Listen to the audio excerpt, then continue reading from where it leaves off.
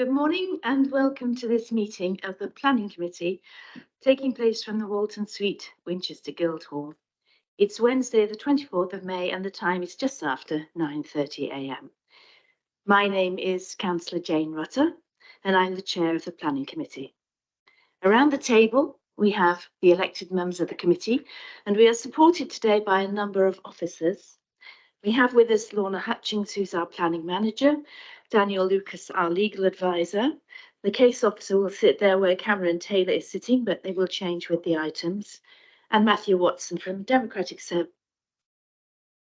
will be taking the minutes. And if that carries on, I won't be pleased. Okay. This meeting is being live streamed and recorded to the council's YouTube channel. Subtitles are available and advice on how to turn this on is set out on the website. Please can I remind everyone to ensure your mobile phones are on silent or preferably turned off entirely. In the unlikely event that it is necessary to evacuate the building, the fire alarm will sound. Please follow the instructions given to you by our team. There is a handout provided on your chairs and I hope you noticed the information slides which were displayed as you walked in for further guidance about this meeting. These will also be displayed whenever there is a break in the proceedings. Finally, can I welcome members of the public to the meeting? Those of you who have registered to speak, I will invite you forward when it is time for you to make your contribution. The microphone is turned on by pressing the button on the base of the unit and a timer will appear on the screen to remind you of the time remaining to you. Turning now to the agenda. Our first duty this morning is to appoint a vice chair of the committee for this year. I would like to nominate Councillor Chris Edwards. Do I have a seconder for that nomination, please? I'm very happy to second. Thank you very much, Councillor Gordon-Smith. Are there any other nominations for vice chair? Lovely. Councillor Edwards, would you like to come and join me up here, please? Thank you very much.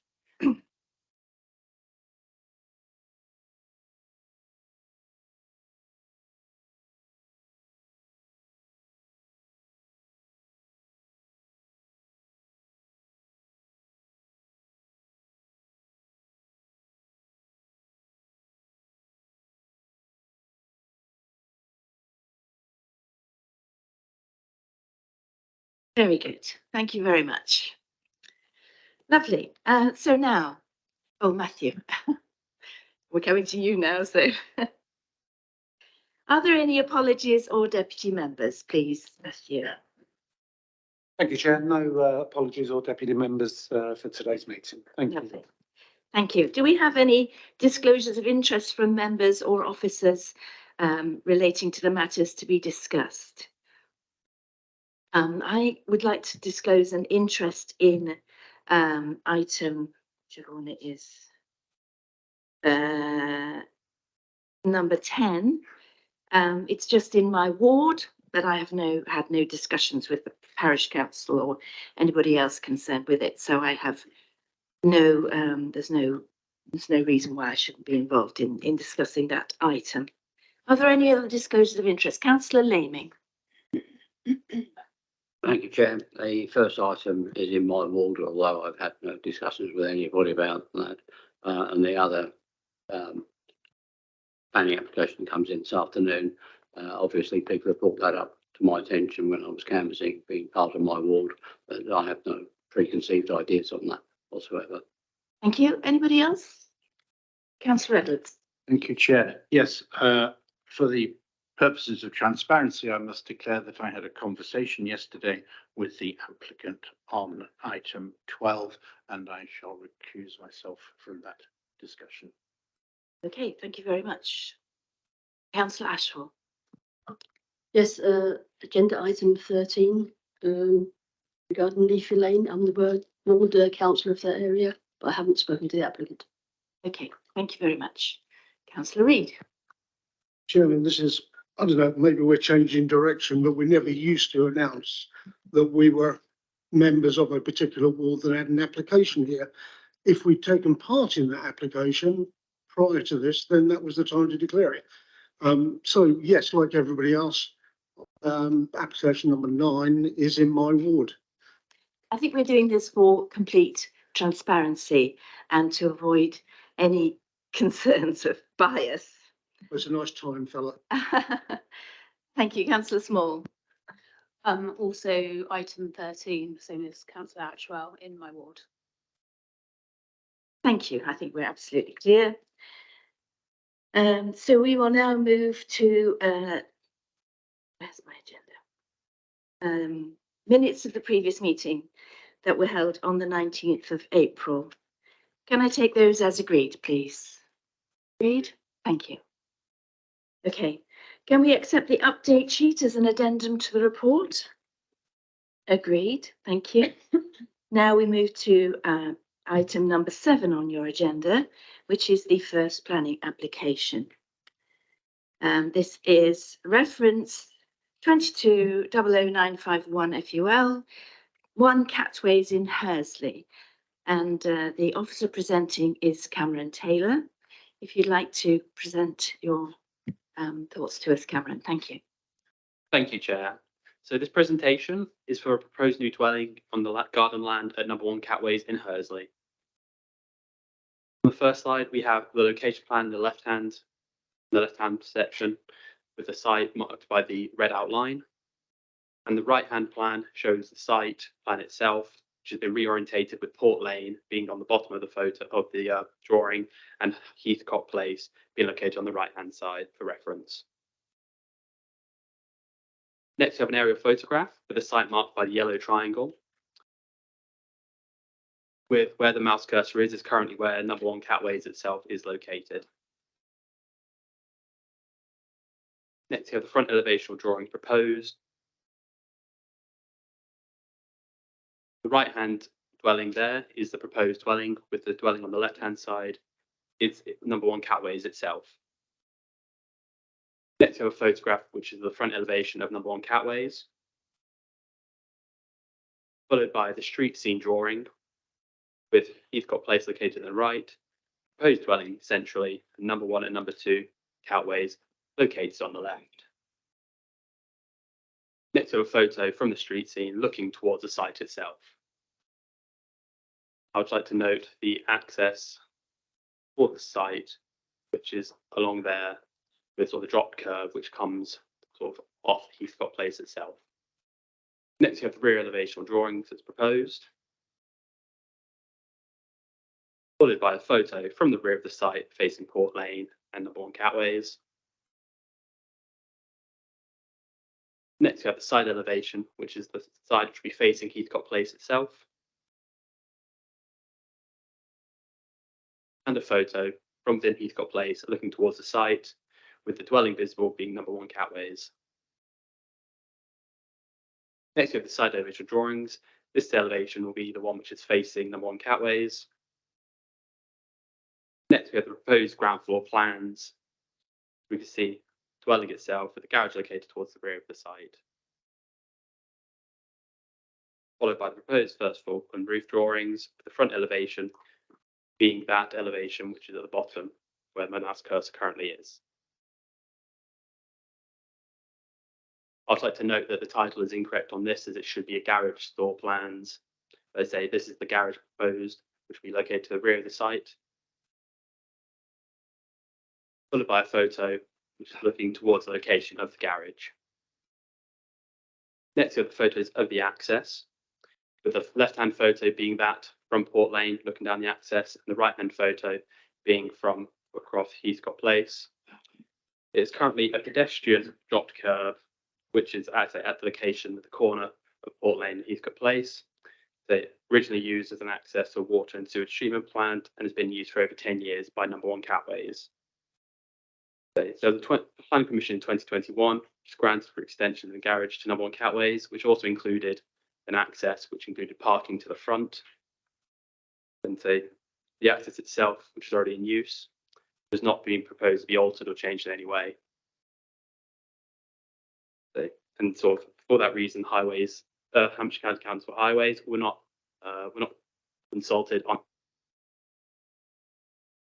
as it was felt that highway safety was sort of not identified as a significant issue in that original application. Highways were consulted under this current application. They concerned with the use of drop curb. They say it was never not approved by the county, and say the concerns were with the potential intensification of this use, which could potentially raise highways safety concerns due to the location of the access. So here we have further photos from located on the access itself, looking down Heathcote Place, and the right-hand photo, which is looking towards Port Lane, with this being pedestrian access to Catways. So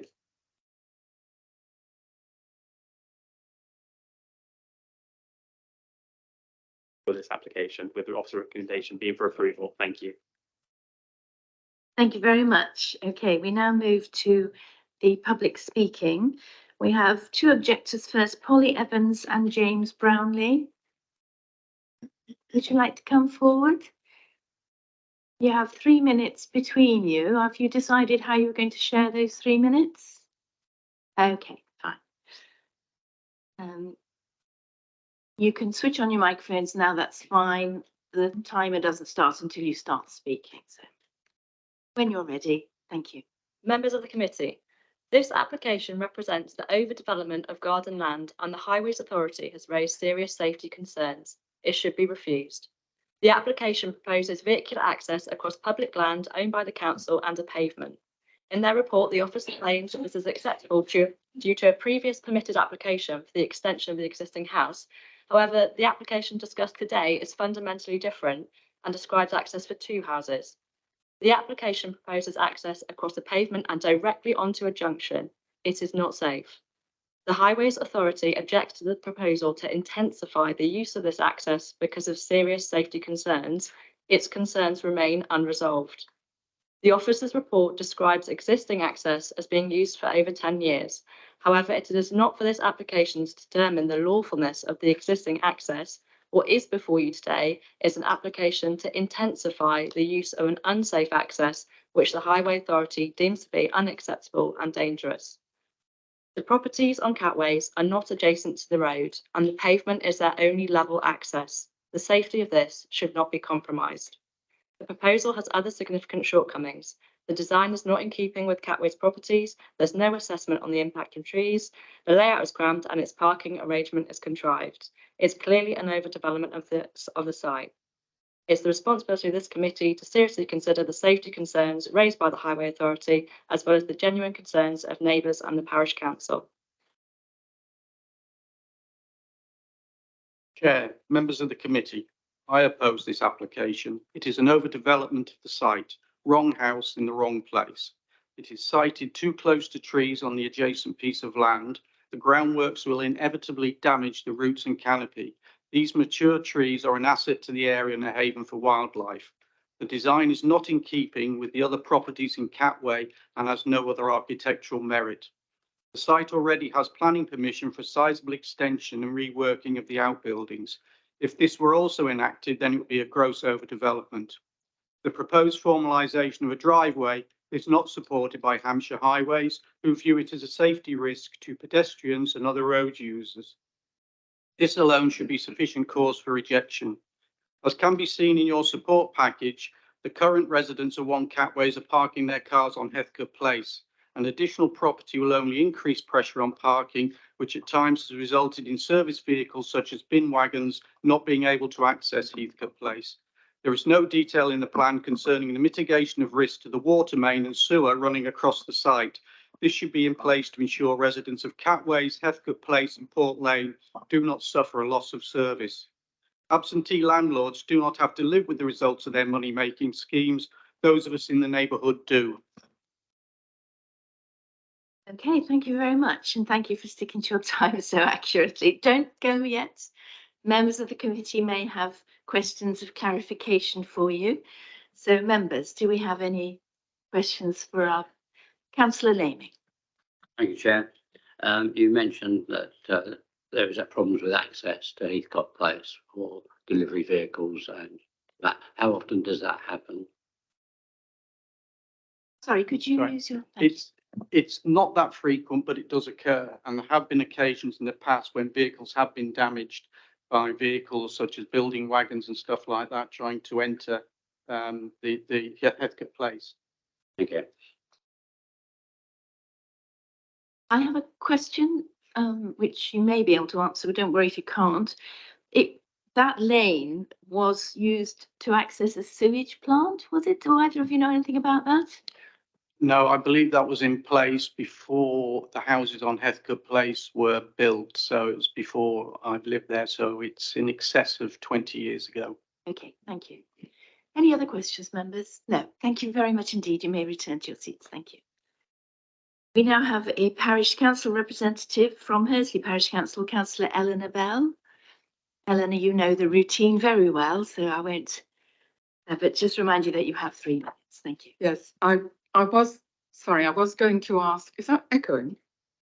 It's fine, it's just on. Okay, I was going to ask for the site plan to be displayed, but I see you can't because of the timer. So could I just ask the councillors to look at that at the front of your pack, because it is instructive. Thank you. Good morning. I'm speaking on behalf of Hursley Parish Council, which strongly objects to this application. I endorse the views of the residents who live in the vicinity of One Catways, all of whom also strongly object. I had urged a preemptive site visit so that committee members could appreciate the rural nature of this corner of Port Lane. It may still be appropriate to make such a recommendation. This is the wrong house in the wrong place. Numbers 1 to 6 Catways are 3 pairs of semis built as rural council houses in the 1950s. A pedestrian path leads to the front gardens with a grassy bank between them and the lane. They form a harmonious group, now most privately owned, and it's pure chance that a field track, which used to lead to a small sewage works, has been absorbed into the end property. It is not a substantial corner plot. It is a tapering plot with a track alongside, which forms part of the rural history of the village. The woodland verge forms no part of this property and must be protected. The proposed new build crowds and contrasts with this ensemble. Its materials may echo those elsewhere in the village, but not the dwelling it is adjacent to. An earlier application for a side extension to number 1 was permitted by Winchester. Not satisfied with this, the applicant has come back for a bigger bite. The new build has been positioned further back on the site, but in so doing, the amenity value of the existing dwelling and garden to number 1 is severely reduced. Its side access and rear garden is restricted, and the proposed parking and turning area for the new build is right next to its front windows. Parking is a major problem in Hursley and is particularly bad around this site. There's not sufficient parking in the lay-by on Park Lane, and parking spills into Heathcote Place with the difficulties that you have heard. Hampshire Highways are categoric that the small dropped curb right on the corner and intended for pedestrian use is unacceptable for standard vehicle access.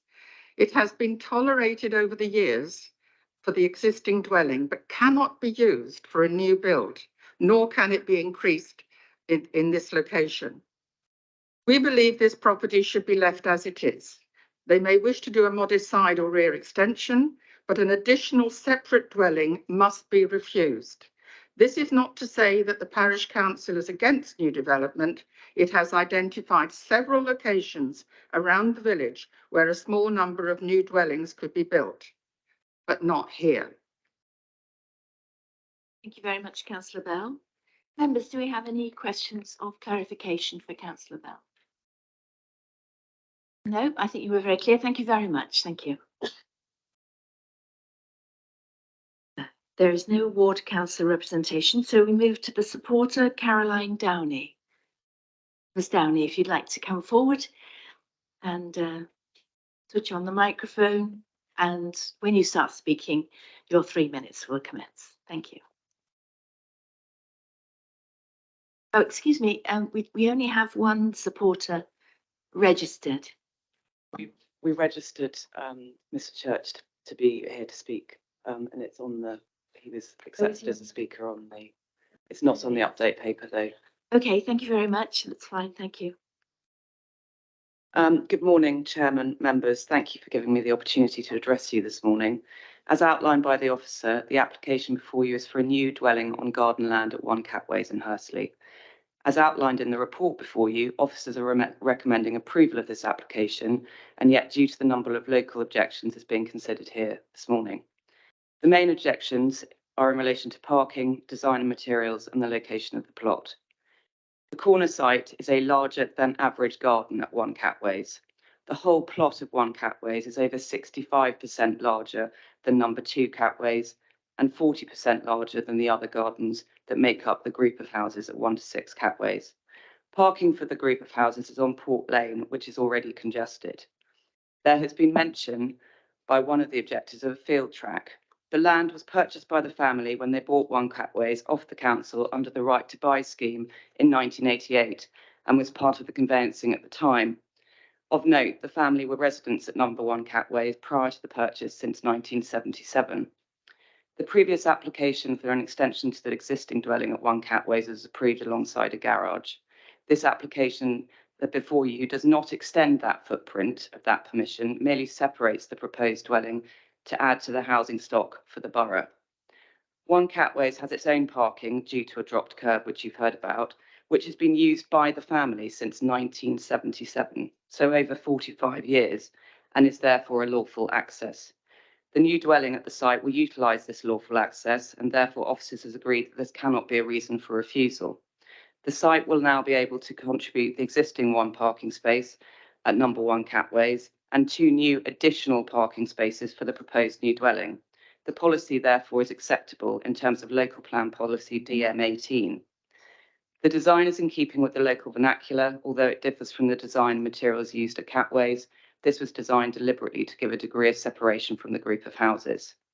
The hanging and brick facade is akin to Hampshire design in the area. Therefore, officers agree that the scheme complies with policy CP13, DM15 and DM16. Other factors that have been considered that are worthy of note are the historic environment policy CP20 and DM29 and neighbourhood amenity DM17. The report before you clearly examines these policies, and officers have found that the development will not have any adverse impact on them. We concur with the officers that the development is acceptable on this site. They believe that the impact on the character and the appearance of the area is acceptable and would not result in any adverse harm. Furthermore, the site is in the defined settlement boundary of Hursley and therefore complies with MTRA 3. We therefore respectfully ask members to follow officers' guidance and approve the application before you today. Thank you very much for your time. Thank you. Good timing as well. Gosh, everybody's been very good this morning. Members, do we have any questions of clarification for the supporter? Councillor Reid. Thank you, Chair. Thank you for your presentation. You state that the driveway arrangement is quite a few years old and has been used by number 1. This is now going to be used by 2 properties, not just number 1. Absolutely, but it's still a lawful access up to that building. Thank you. Councillor Cunningham. Thank you, Chair. The report states that the existing dwelling has been utilising the dropped curb for over 10 years. Can you tell me whether it's been used for vehicular access at the moment and it has been used as such, or whether that would be an additional use of the dropped curb?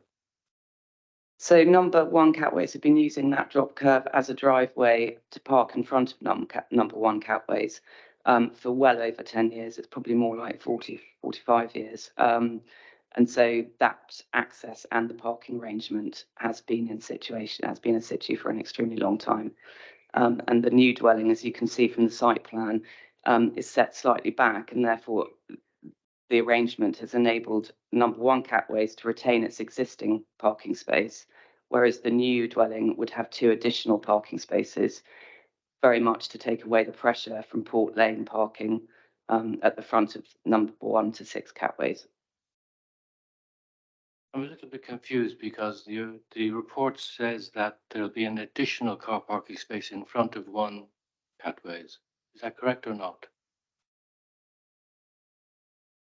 I think that the existing car parking space is already there, and then there'll be an additional 2. So there's effectively there would be 3 parking spaces. So an addition of 2 parking spaces to the existing one that's currently there.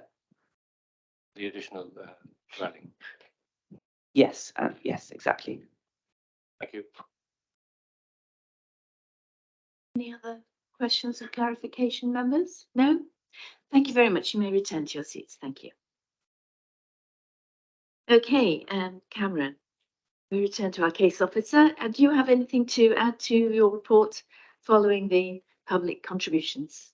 I don't have anything further to add. Thank you, Chair.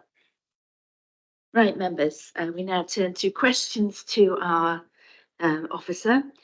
I will take questions on the whole report because it's not that long. So do we have any questions for Cameron? Councillor Laming. I'm slightly confused on the access to this because the drop curb was apparently put in for pedestrian use, not a driveway.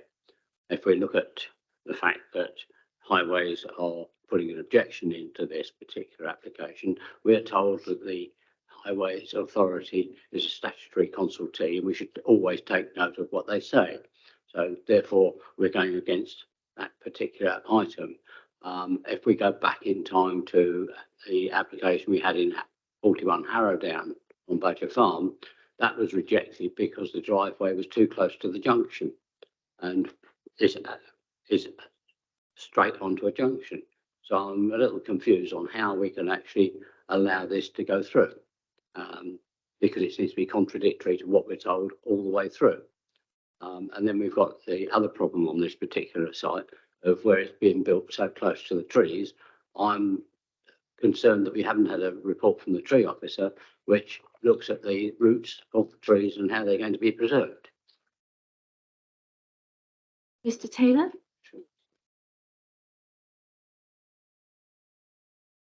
So within regards to the trees, as I say, there is a condition in place which prior to the commencement of any works to be undertaken, a tree survey and sort of associated mitigation should be then sort of submitted to us for, let's say, through consultation with our tree officer to sort of demonstrate if there is any harm or sort of any potential mitigation, so that the trees along the site which are not within the red outline of the site itself are then protected and thus won't be adversely affected by the proposal new dwelling.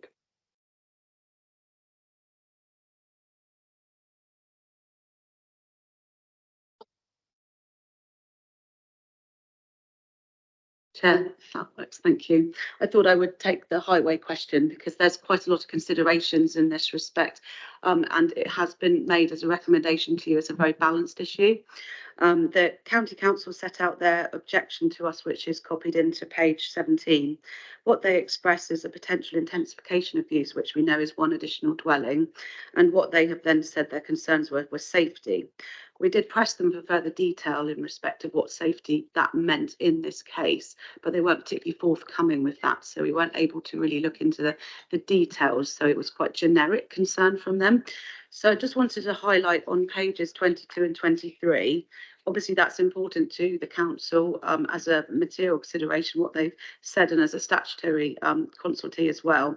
But we wanted to balance it with some of the other considerations that you've heard from the support today, but also that you've heard from the objectors in making your decision on this. On pages 22 and 23, it highlights also that it's an opportunity to regularise an access that's been used historically for quite a lot of time, potentially improve some aspects of the safety, which would be turning properly to egress onto the main road there, both of which are unclassified roads. There's historic arrangements as well, such as the sewage plant and the likely permitted development of the use of the access, and also the lawful use of the access, which we've put in the paper as something to be taken into consideration. And you can attach what weight you see fit to that. We've also got the previous planning permission and how we dealt with that. We've looked at the speeds of the road around the area and the cars. The fact that we felt there was fairly good visibility between pedestrians and the use of the access, and quite good visibility and low speeds in that area in general. And you can balance that with the concerns of the residents and what their experiences are of that access. In addition, the one additional dwelling we would consider would have a very low trip generation. There is no licence that's been applied for in respect of the upgrade of the access, but then the county council, despite years of use, haven't done anything about that either. And so looking at the safety concerns cited, we do feel it's for members to balance that, as we have done, and fallen on the side of recommending approval for this. So I hope that gives a little bit of detail as to why we recommended what we have, but it's certainly a lot of issues to attach what weight to and then weigh them up and make your decision there. Thank you. Yes, but isn't there a national standard that we have to comply with? And that standard says that we shouldn't have access onto junctions. There isn't a national standard. It's each case on its own merits, and you would look at trip generation and the specifics of the characteristics of the area and weigh up what sort of visibility you think is appropriate. And well, I've seen appeal decisions recently where an inspector has sort of literally sat on the site and thought, I can see very clearly there's very, very little use of an area. And that will be relevant for us to assess it in this case, but there's no specific standard. And the Thank you, second point, Councillor I Lane. have another point as well, which I'd like to raise on this particular report. One more point, thank you. We're looking at the parking on that, and I thought the standard was for both the properties would be for 2 cars in each position. We're only showing one for number 1 Catway now. So how are we going to address that problem? One of the factors to weigh into this is that these houses have been sort of accessed by pedestrians only for quite some time. So there isn't always a need for new parking. As we heard yesterday as well, the direction of travel is to move away from parking spaces. So it is again, there are standards that we can apply as we see appropriate in the situation. So these are not big houses. Providing some parking is sort of over and above the 0 parking that there is at the moment. Okay, any more questions on the report? No? I've got a question. It's a very small house in a very small garden. Are we not trying to put too much into that? Well, it may be larger than the other gardens, but none of the gardens are particularly large. I'm just concerned that we are looking at overdevelopment of this site. But through the assessment of it, as I've been constant discussion with manager, and sort of through that we felt it wasn't because of the overdevelopment of the site, and say just given the scale which the plot originally had, it felt that the size of the dwelling proposed could fit within that plot whilst not being overdevelopment. Okay, thank you. Any more questions, members? No? Debate. Councillor Laney. I must admit, I'm very unhappy with this particular report. I feel that not enough detail has been given to us on the access, which contravenes what I believe is the national standard. Port Lane is used quite extensively by a lot of traffic coming in from Oliver's Battery and Badger Farm during the day for work at IBM, etc. So it's not the minor road that people consider. And I think it's severely overdevelopment and the wrong materials have been suggested. Therefore, I shall be not agreeing with the officer. Well, if there's nobody else, yeah, Councillor Gordon-Smith, thank you.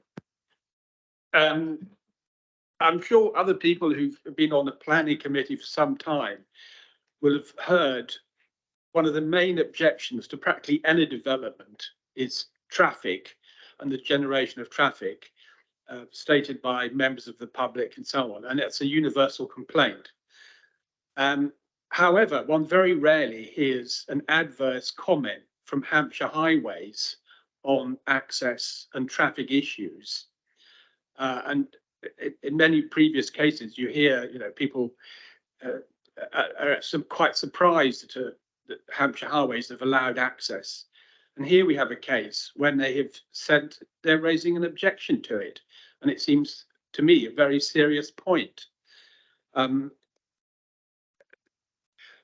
would also say, in terms of the materials on the building, I mean, it's quite a good design for what it is, I think, and it fits in with other buildings in Hursley. It doesn't match the adjacent buildings, but how often do you get that in Hampshire, quite frankly? But I think the traffic access point is very critical, and the fact that Hampshire have raised an objection, which in my experience is very rare, that we need to take due notice of it and turn down this proposal. Councillor Reid? Thank you, Chair. The points have been covered to a degree. I too am concerned that here we are, Hampshire have given their information to us and they are against it, yet we seem to think that we can overturn Hampshire.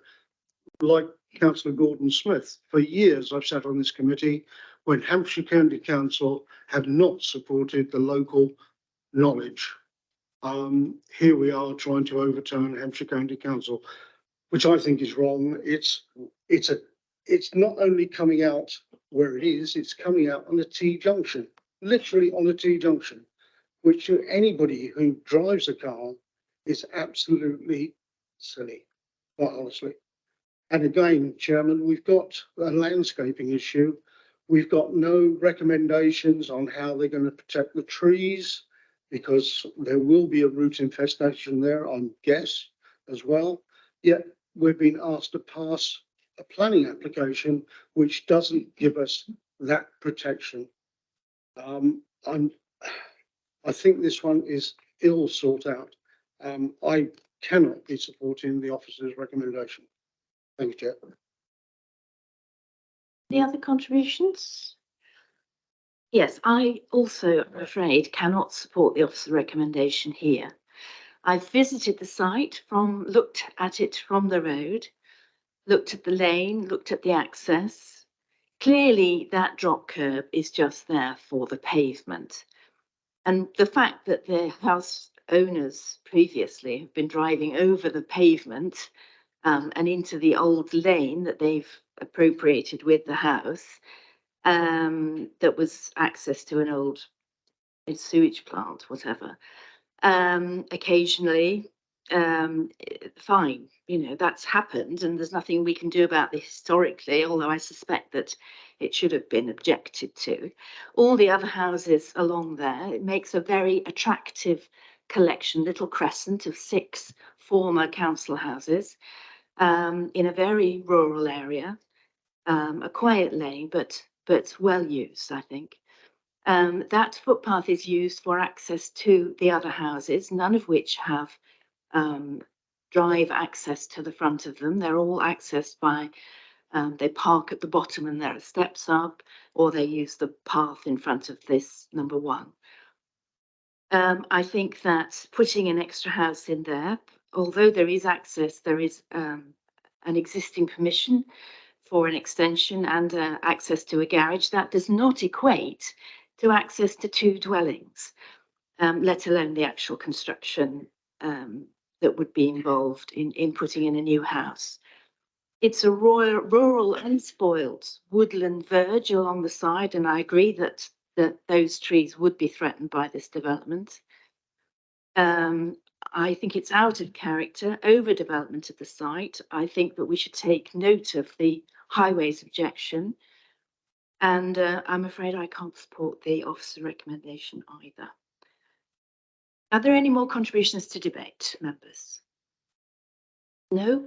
Okay, we will go to the vote then. So the officer recommendation is to approve this application. Can I see those in favour of approving the application? And those against? That's all members. So now we need to come up with some planning reasons. And I would like to turn to Lorna Hutchins, our advisor, who has been listening to the debate and hopefully can come up with some legitimate reasons for refusal. Thank you, Chair. I have listened to the debate and it's very clear the concerns that you have in respect of the highway safety. I think the character with the design of the property and the way that it's laid out and also its impact on the trees. I would suggest there wasn't anything else I think that's come out of the debate. In that respect, then I would suggest and recommend that we have a separate reason for refusal in relation to highways, which would read as follows. The proposal is contrary to Local Plan Part 1 CP10, which is our highways policy, and also Local Plan Part 2, which is DM18, which is our policy in respect of new accesses, as it fails to provide satisfactory vehicular access by utilising a pedestrian access with inadequate visibility displays and is therefore harmful to highway and pedestrian safety. So that's one I've written down. And then I would recommend a secondary refusal reason, whereby the proposal is contrary to DM15 and DM16 and point 1 of DM17, which are our design and sort of character policies in Local Plan Part 2. There will also be aspects of high quality places as well that further support this, which I can agree later on which parts of that is. And I would recommend I set these out in full if you agree them in principle before we issue a decision, if they're accepted. And so based on it being contrary to policy, I would recommend that we say it does not respond to the character of the area for reasons of siting, design and its compact layout in respect to the proximity of the trees and the pedestrian footway, and therefore it's harmful to the amenities of the area. Thank you. There is one more. There's because it would need a legal agreement to secure a package of treatment and mitigation for phosphates. They did manage to bring that forward in this respect, that we've got a standard reason for refusal of that as well. So that would be a third reason for refusal. All right, members. So with those reasons for refusal before you, we are now recommending. So can I see all those in favour of those reasons for refusal, please? And any against? No, that's all members. Thank you very much. Right, we now move on to item number 8 on your agenda. There will just be a slight pause whilst we change the presenting officer.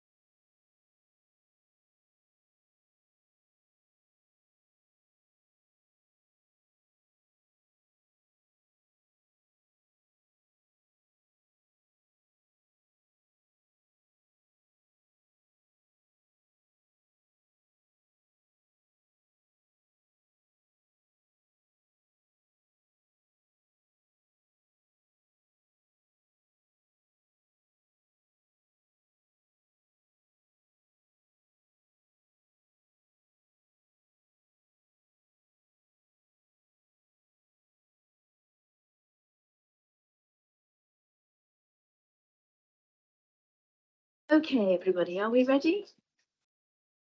Yes. Okay, item number 8 on your agenda is reference number 22018882 FUL, the Medical Centre, Friarsgate, Winchester. And our presenting officer is Robert Green. Robert, if you'd like to give us your presentation, please. Thank you. Thank you, Chair. Good morning, everyone. First, to start with the location of the site shown here outlined in red, you can see the existing footprint of the building in dark grey. To the north, we have residential dwellings, which also to the east and to the west. We have St Clement Surgery here. This is the large area opened by the bus station, and you have Busket Yard being shown by my mouse now. You can see the waterway, which goes through the site in blue. And you also see the area outlined in blue to the right here, which is owned by the applicant and is the area for bat relocation.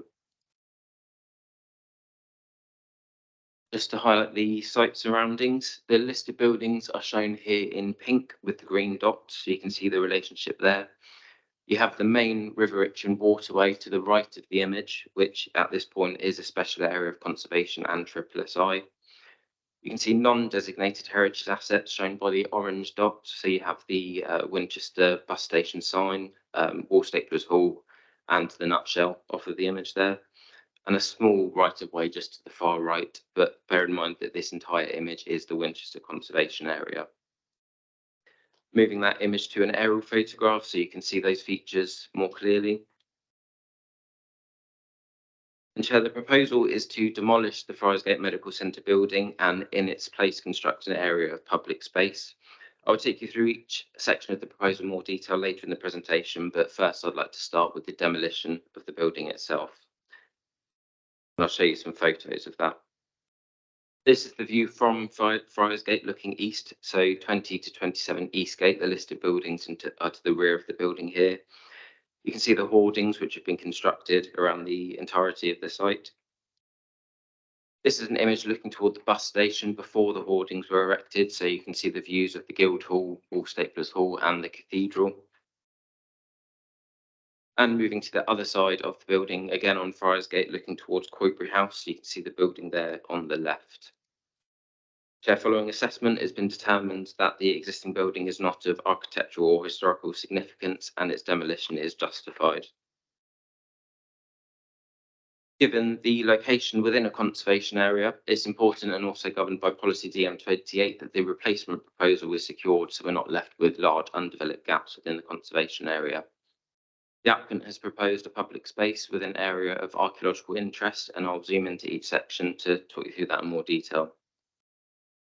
First, the western section of the site, which contains the archaeological dig site. This is surrounded by hoardings shown there by the pink line for security purposes, and we have a condition included to ensure that they are treated and also that there are windows to allow views into that area. In this area, there is also a seating area on the south of the site there, a ramp, steps from Buskett Yard and area for a coffee van or a retail unit that will come and go up the ramp. Moving to the centre of the site, you can see that the floor plate of the existing building is being used to form the basis for the space. This middle section contains planting in the middle and a physic garden here. There's also 4 posts which can be used for displaying things such as bunting or any features. There's also painting on the slab level as well, just to show the direction of the waterway beneath the site. The green areas you see here are either grass or additional wildflower planting. Moving on to the eastern section, this is the area which is planned to be used for events and to host the temporary exhibition vehicles for the archaeological area. Again, the green you see here is wildflower planting with the logs along the Friarsgate roadway. We also have trees and vegetation in planters throughout the site, a slightly raised platform for events and areas for artwork.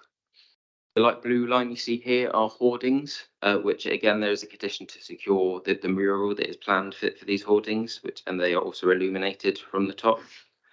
There is also a condition which ensures that the hoardings are set back by 11 metres to cover this distance, and that's to prevent the hoardings protruding out toward the road and to allow views to the listed building as well.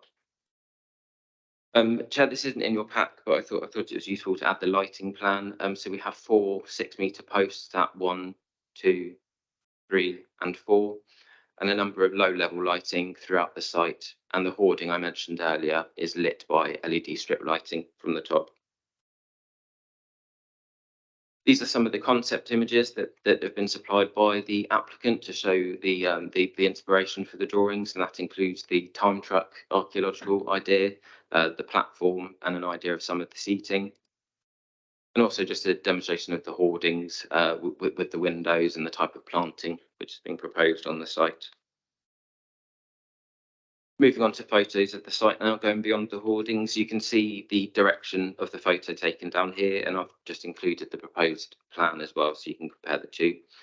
This is the entrance to the building. Jumping across the waterway to look back toward that last photo point. And a greater view of the waterway which goes through the site and divides at this point. Closer look at the area proposed for the archaeological dig site. And looking between the 2 buildings toward the bridge over the waterway. And back toward the entrance of the site over the waterway. This is taken under the undercross parking area, looking towards St John's North at the rear and the rear properties of Eastgate Street here. And views of the alleyway between the application site and 20 to 27 Eastgate. So you can see the wall and the change in levels there. This is from the car park looking toward St John's North and jumping over that wall to look back in the same direction back at the existing building. Some more views from that outdoor space for St John's North. So you'd have demolition of the building here and the central portion of the site here with the planting and the Physic Garden. I'm moving to the rest of the open space for St John's North. So I'm now to the other side of the building. Again, looking to the central portion of the site here with the planting and the Physic Garden. Another view of that area with the central portion of the site on the left. Some further views from that open space. And moving back onto the site, we're now at the rear of the site, so you can see Wallstaplers Hall in the background. This is the area proposed for the seating and the coffee van food truck. And the view that would be opened up showing there Guildhall, Wallstaplers Hall, and from some angles the cathedral, which is behind the Wallstaplers in that image. Finally, some internal photos of the building in its current position. Officer's recommendation is for approval of the application. That concludes the presentation, Chair. Thank you very much, Robert. Okay. We now move to contributions from members of the public. And we have two objectors. We have Ian Tate and Richard Baker from the City of Winchester Trust. Now, you should all members have received an email from the City of Winchester Trust with their full contribution. Okay. So if Ian Tate and Richard Baker would like to come forward, please. You have 3 minutes between you. Have you agreed how you're going to share those 3 minutes? Lovely. Okay, well, I'll leave it up to you then. Just the timer won't start until you start speaking, so you can switch your microphone. Whichever's speaking first. Thank you, Mr. Tate. Thank you. Thank you, Chair, for the opportunity to address the Planning Committee. I wish to object in the strongest terms to the proposals to demolish the Friarsgate surgery pending the meanwhile use, whatever that means. This is an utter disgrace, and what Winchester residents want is action here, not dither and delay. Back on the 11th of December 2014, this committee considered and approved a comprehensive scheme to redevelop central Winchester. However, due to the antics of the Winchester Deserves Better group, the scheme was scuppered, and to this day, essentially nothing has happened. I spoke at that meeting supporting the proposals, as did Richard Baker for the Trust and councillors Rutter, Pearson and Reid, who were on the Planning Committee, voted in favour. I have consistently and vigorously argued that this element of the Central Winchester Regeneration Scheme could come forward immediately as a separate planning application and be approved and built out straight away with no need to wait for the rest of the scheme to be agreed. This is a very prominent site in Winchester and deserves a landmark building, not the current semi-derelict structure or some low-level street furniture. I'm often challenged by residents over why nothing has happened here. 8.5 years has elapsed. St John's Winchester Charity are the adjoining landowner, and I know that they would be very interested in partnering the council for a residential scheme where they would deliver the affordable housing element. And I've presented that to Cabinet a number of times. Please refuse this planning application and demand that before the old surgery is demolished, the council comes forward with a scheme for housing on the site. Block J was residential in the 2014 scheme. This could be done very quickly if there's a will to do so within the administration. Please don't wait 8 years to do something. Winchester deserves the development now. Thank you. Good morning. The public speaking arrangement for this committee may be clearly established, but they are highly unsatisfactory when objectors have different grounds for their objection as is the case with this application. The Trust strongly recommend that these arrangements be reviewed in this situation. On Monday evening, I sent to members of this committee a copy of the Trust statement because I did not want to represent the Trust here this morning with a soundbite. The statement sent you ended with the phrase, "Thank you for your time. Your arrangements for speaking have denied me time and allow for proper engagement in the democratic process. Thank you." Well, the chair does have some leeway, so I will give you another minute to contribute to this debate. If you would like to say give us more of your reasons for objecting. You have 1 minute. Thank you, Chairman. These were set out in the letter, as I said, sent you to committee, all members of the committee. With the appointment of the council of the development partner, there is the prospect of proposals for regenerating the central area being developed, but there is no guarantee at the moment that they will be delivered. And we come from a history going back to 1996 of trying to regenerate this area. So there is a risk in assuming that if Friarsgate Medical Centre is demolished, that there is going to be a good replacement building, which we sincerely hope there is. Removal of the building will open the foreground across the waste ground east of the bus station and see the rear of the properties in the Broadway, which is not one of our most spectacular views. There is no condition survey of any depth to say that the medical centre is in a derelict condition. And the policy clearly states that if It's the you, end of your minute. right, Alison, thank you. but thank you very much.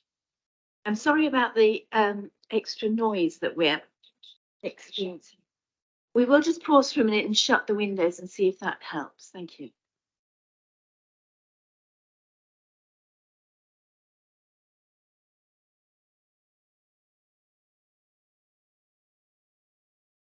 It's all hazardous, is it?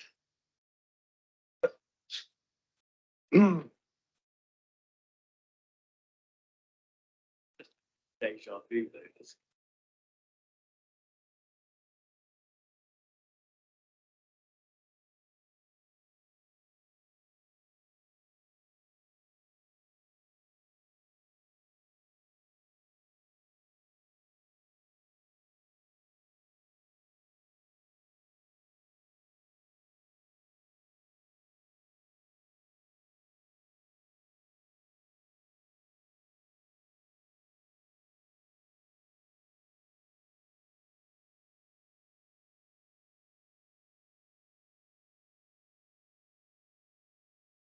Right, sorry about that. Okay, so we now move to our next public speaker. Oh yes, sorry, I beg your pardon. Members may have questions of clarification for our first speakers. Do we have any questions, members, to Mr. Tate or Richard Baker from the Winchester Trust? No, you may return to your seat. Thank you very much. We have no parish council representative or ward councillor. We have a supporter, Stuart Pegham. You'd like to come forward, Mr. Pegham? We also have Lydia with you, who is available to answer questions, I believe, also registered to speak. Thank you. So you have 3 minutes, and the timing will start when you start speaking, so you can switch your microphone on anytime. Thank you. Good morning, Chair. Thank you very much. My name is Stuart Pegham and I work in the Estates Department of the Council. And I'm the project manager for this particular intervention in the Central Winchester site. And this is our third project. As meanwhile use, our first is the use of Quibury House, where we've got some living guardians. The second you'll see right now is Central Winchester regeneration of the King's Walk Shopping Parade, where we're on site. This particular application is our third intervention as a meanwhile use. As noted by the planning officer, The building is really not suitable for regeneration. It's in very, very poor condition. Therefore, our proposal is to demolish. As again noted, as we're in the conservation area, we are required to put something back. Over the past 2 years, we've been through some extensive design work and reviews, create what we see as a public interim space. In this latest iteration, we've added in the additional piece of an architectural dig to complement the other architectural work carrying out on the site. To the point raised earlier about timing, the meanwhile use is designed for a period of 18 months, 18 months to 2 years, during which, of course, that time, the wider generation plans will come forward. And as noted, the council has just recently appointed a development partner. I don't think there's anything else to say, to be honest. I'm quite happy with that. Okay, thank you very much. Members, do we have any questions of clarification for Mr. Peam or for his assistant? Councillor Gordon-Smith. I'm sorry, I didn't quite catch. You said the meanwhile use might run for up to 2 years. Right, thank you. Sorry, because I can get a lot of din from here. Thank you. Councillor Cunningham. Thank you, Chair. Winchester City, like most other cities, there's an element of antisocial behavior, vandalism and graffiti. I have concerns about the fact that we're going to be opening up another area of space for the public to enjoy. And enjoyment is what I want to see. However, there's nothing in the papers at all in relation to CCTV. Coverage of the area is required, I think. Can you give me some indication as to what your thoughts are on that? Thank you. The existing building is subject to a fair amount of attack under antisocial behaviour, as I'm sure you know, and you've seen the pictures of the interior. During the course of the design process, we had a consultation with the police and with our own internal team who look after antisocial behaviour. Lighting is designed to provide a safer space. There is no specific fixed CCTV on these drawings, but the council has recently started to deploy mobile CCTV. And we have provision here to drop those reusable cameras onto the site as they move around various other council sites. If that doesn't prove to be sufficient, those cameras can be left permanently on site. They don't require any power connections or any data connections. They operate mobilely. We've got a number on trial at the moment. So are you saying that those mobile CCTV units will definitely be deployed? Yes, they will, on rotation with a number of other sites where we're trialling them at the moment. Okay, thank you. Any other questions of clarification? No? Okay, thank you very much indeed. Thank you, Chairman. You really must look a little further left. Oh, I'm sorry, Councillor Reid, sorry. Chairman, if I may, you heard the previous speaker from the trust, Winchester Trust, about the state of the buildings. You're a suitably qualified person, I suspect, to tell us what in your mind those buildings are like, these derelict buildings. Yes, correct. I've been in and out of it many, many times. It's been completely destroyed by various people who broke in over time. The actual construction of it we consider to be not suitable for refurbishment or regeneration. The wider central Winchester regeneration scheme includes some quite important provisions for paths and walkways and riverside views, and keeping it and trying to refurbish it would be very contradictory to those plans. So I'm very confident the building is not suitable to be retained and converted. If I may, the external appearance of the building? I think external appearance is very much a personal view. I drive past it every day and I can't wait to see it gone, quite honestly. I think it's a complete eyesore. You may have a vested interest. Thank you, Councillor Reid. Sorry about that. Any other questions, members? No? Thank you very much. You may return to your seats. Thank you.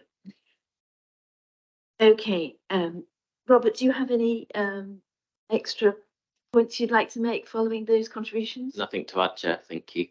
Okay, members. It is a long report, but I'm happy to take questions on any element of it. Councillor Reid. Eyes left. Thank you, Chair. Could I ask why this is a very important site? In the past, I think it's 2009, when this first started, the planning committee walked the site in order to appreciate it. We have new members on the committee now who have probably never even set foot on the site. Can I ask why a preemptive visit wasn't scheduled for this one? If not, then maybe we ought to have a site visit to view the site. This is very important for the future development in general for this particular area. Chair, when we consider preemptive site visits, we would normally be looking for requests to be made to us. We didn't receive any requests, but notwithstanding that, we would consider that most of this site is easily visible from the public realm, apart from the very sort of central area, and so there wouldn't necessarily be a need for a public for a preemptive site visit. Okay, are you proposing a site visit, Councillor Reid? I think it's only fair on all the membership to be able to view the site with the officer to give a clear detail on it. Do you have a seconder for that proposal? Councillor Laming. Okay, members, we are proposed to have a site visit before we finally make a decision on this. Can I see those in favour of a site visit? 3 members. And those against? 6 members. Okay, thank you. I think that's turned down. Right. Any more questions on the report, please? Questions of clarification on the report. Councillor Edwards. Thank you, Chair. It seems to me that there are 2 things woven through this report.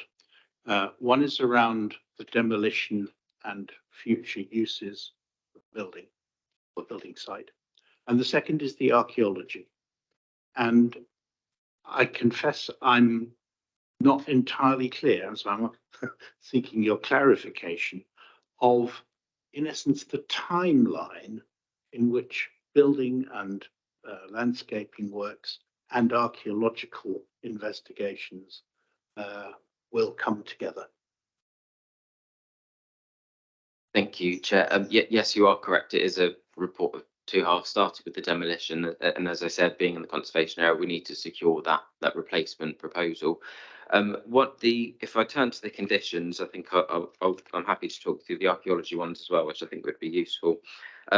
I think condition 2 is also important because that as part of policy DM28, prior to the commencement of demolition, that asks for proof that the contracts have been let out to tender for the replacement development. That gives us as the planning authority security that the building will be demolished and its replacement will come in an appropriate time frame. So we do have that security there. Turning to archaeology, I appreciate this is a bit different because normally we just have one condition with a written scheme of investigation. In this case, that has been bespoke and it's been split. So if I talk members through with the numbers, we start with condition 12. That's the general condition that we always see. That covers the site in its entirety for any work such as fence posts or digging, which may go below ground. That's the catching condition to say that if the applicant is undertaking those works, written scheme of investigation, how is it dealt with? That condition 13 follows on from that. In case condition 12 is enacted, then that obtains all the information. We then move to condition 14, which focuses just on the archaeological dig site. And again, that sets it at a different time frame, but gives the planning authority security that comes in good time. So we've said within 3 months of the completion of the demolition, and just for clarity prior to any works in that dig site, we need that written scheme of investigation, which we'll assess with our archaeologist. And then moving on to 16 as well.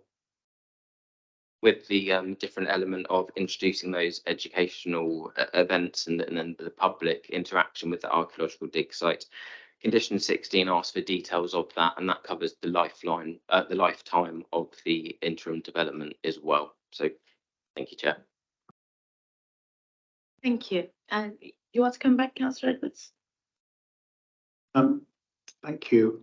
I'm still, I think, seeking further clarity, specific clarity about the timing of the archaeological works in relation to the demolition of the building. And I suppose what I'm looking for is some reassurance that the demolition process, if it came before the archaeology, would not pose a risk to any existing archaeological remains. Yes, thank you, Chair. There is another condition as well, which I perhaps should have started with, to deal with demolition exactly. So we have had a demolition method statement which focuses just on the demolition of the building itself, which has been assessed by our archaeologist, and provided that those rules are followed, then that no adverse harm is found. There is a requirement, it's under condition 6 from memory. Yes, condition 6. There is a requirement to update that method statement slightly following the revisions of the plan. But what we will have under condition 6 is that confirmation that prior to any demolition, we know that they're following that agreed method statement. And then the other conditions that I mentioned come in line, are triggered after that point. Yeah. Councillor Ashwell, then Councillor Reid, and then Councillor Laming. Thank you. Thank you, Chair. During the demolition, could you just explain how we would be protecting the river? Thank you, Chair. The applicant has submitted an ecological impact assessment, which goes into the initial details of that protection. That includes measures such as contaminant spillage, covering the river in netting, any dust suppression. So that is conditioned, but also on standard procedure, but also on the advice of Natural England, we have secured a construction environmental management plan, which really goes into that detail further. That's prior to any works on the site, so we'll have that agreed with Natural England Environment Agency before any demolition occurs, and the aim of that is to protect the river, which is important. Thank you. Yes, whatever order I said it in. Councillor Reid. Thank you, Chair. With regard to condition number 18, I note that it's 8 o'clock in the morning till 6 o'clock at night, Monday to Saturday.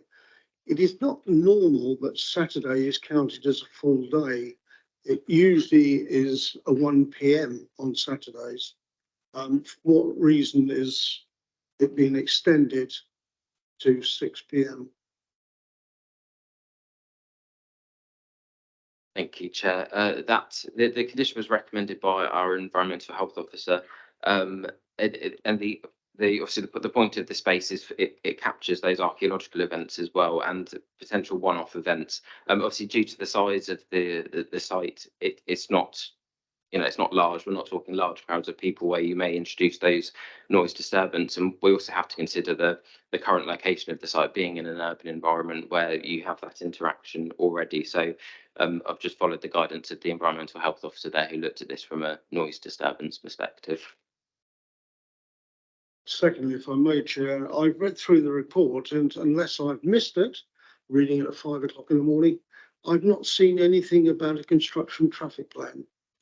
This is a one-way system, and it's something that we identified back in 2008 that there was going to be a problem with construction traffic on a one-way system. But I see no plan for dealing with construction traffic. Robert?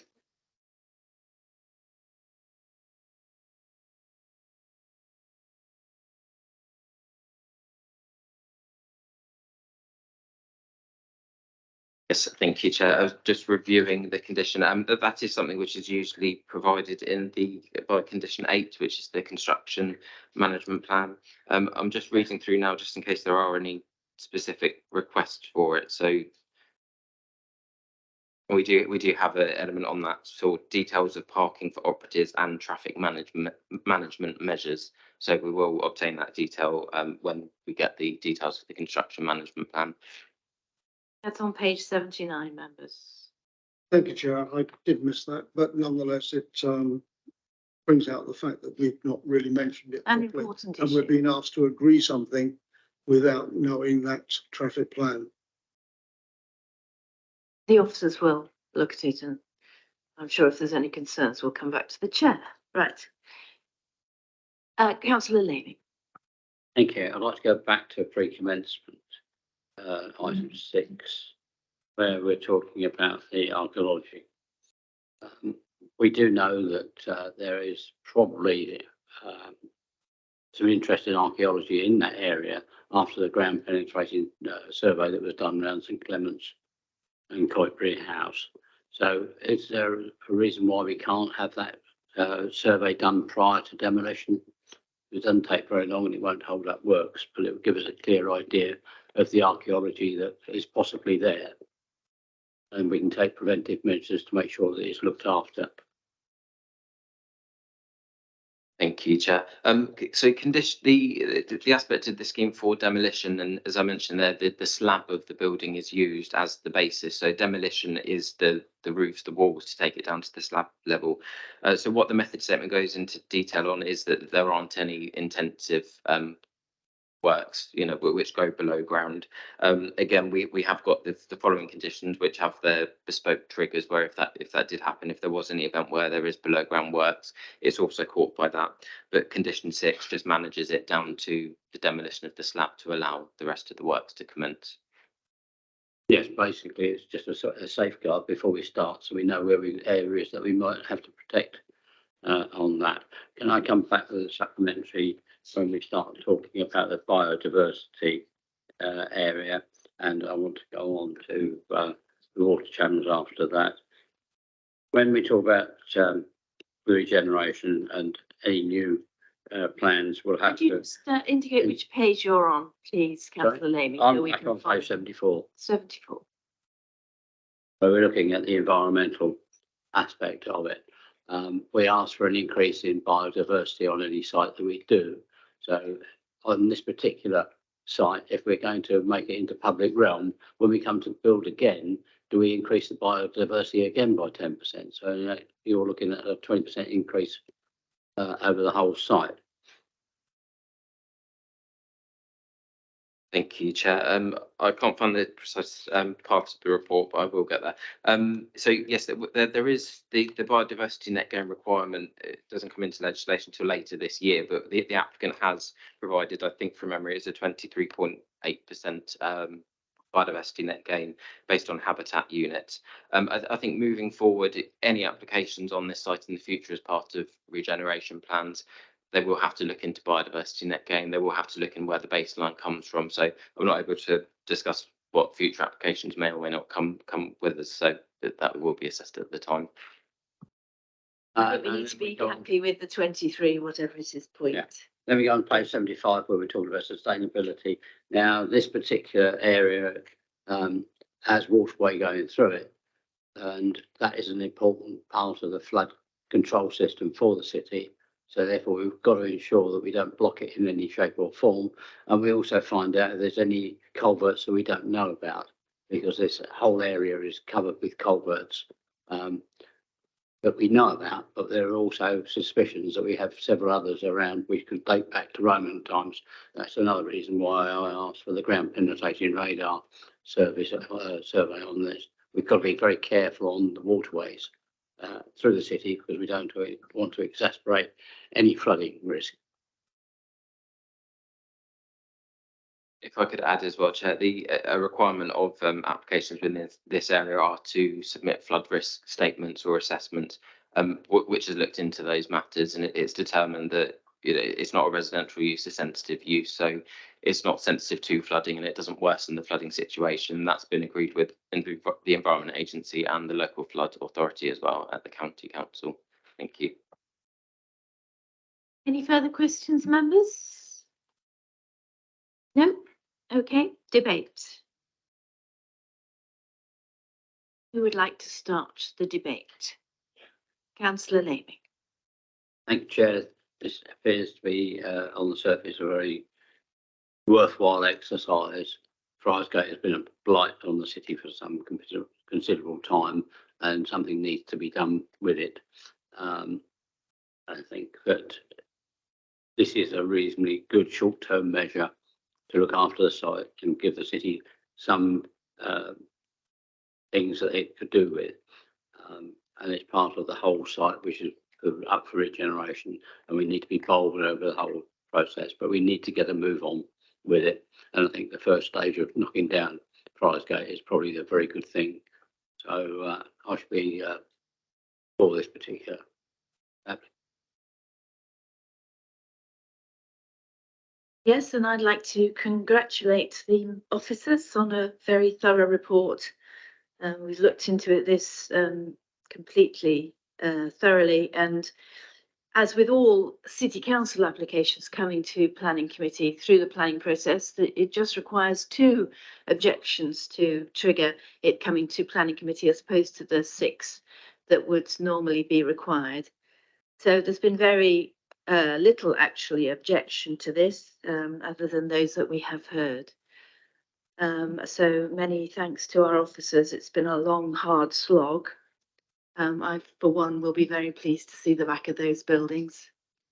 And we look forward to an exciting regeneration of the city in due course, and that's being done elsewhere. Okay, Councillor Gordon-Smith. Thank you. I was reassured by the officer about the length of the meanwhile use. I mean, that is one of the problems, is you take the building out and then nothing happens. But we're talking, being reassured it's going to be a 2-year limit for this. You can, when you come up with these temporary uses, become a victim of your own success. And during the exploration around the central Winchester, I visited a site in Bristol, and that's become, there's a temporary site there, it's become so successful, there's a sort of movement against moving it on. I think we have to recognise the problem of antisocial behaviour, but the best antidote to that is to create a place that the people come to and pass through to and along routes into the city centre, and that's the best way of stopping it becoming a haunt of cider drinkers and so on. Hopefully the archaeological site will provide a focus of interest there. I accept the criticism by the Winchester City Trust about the jumble of materials. I think that might be improved upon. However, of course, these the seating and the tree planting, all the rest of it, is all of a temporary nature and can be moved around. So there's some scope for improvement. I think if we can take as much hoarding out as possible and rather have terrace fencing or grills, so there's more visibility rather than just looking through windows. I think the problem with waiting and coming up with a planning application for the site is that you're then creating a sort of piecemeal approach when we're actually waiting for Jigsaw to produce a master plan and an overall scheme for the site. I mean, we have to be very careful you don't preclude what might be a great opportunity at a later date. And I think also it seems to be rather the opposite of dither and delay. It seems to be this would be a psychological step forward. You're getting rid of the building, and suddenly there's a bit of Winchester that's opened up to public access, and the bit that the public haven't been able to look at close to the river, it becomes available. And I think this could set a very useful pattern for developing public use of the space, which is in line with what Jigsaw are trying to produce for the future of walkways along rivers, along the hidden rivers and so on. So I'm for this demolition. Thank you. Any further contributions?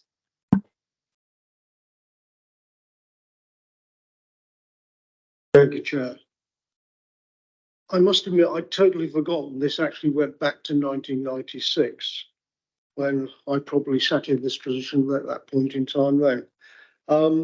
In 2008, we toured the site as members to look at, to see exactly what was being offered and what effect we think it may have on the community. The actual structure of the Friarsgate Medical Centre is in a poor state of repair, which has been confirmed. It is not an architectural gem. It's a late 1960s, early 1970 concrete block. And who knows what's going to go with that, such as asbestos. What is nice about this is the fact that we can actually now start some archaeology.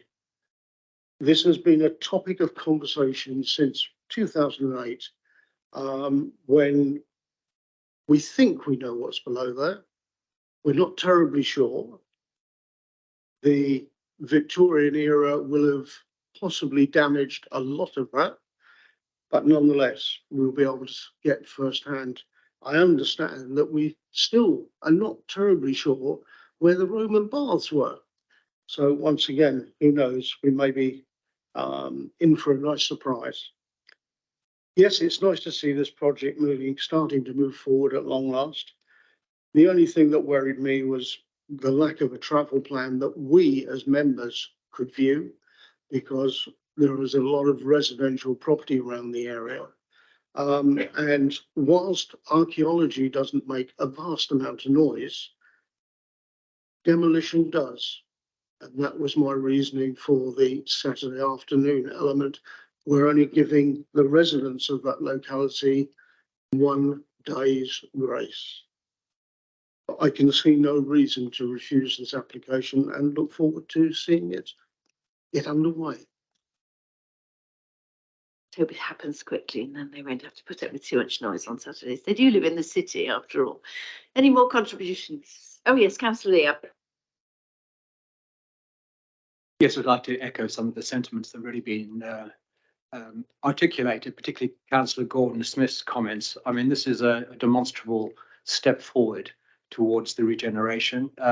It's signposting what the future needs to be. I think the biodiversity net gain in the meanwhile status has got to be a positive. Taking away visual eyesores can only be a good thing. So I'll wholeheartedly support the proposal. Thank you. I think that's all contributions. So this application is recommended for approval. Can I see all those in favour of the recommendation, please?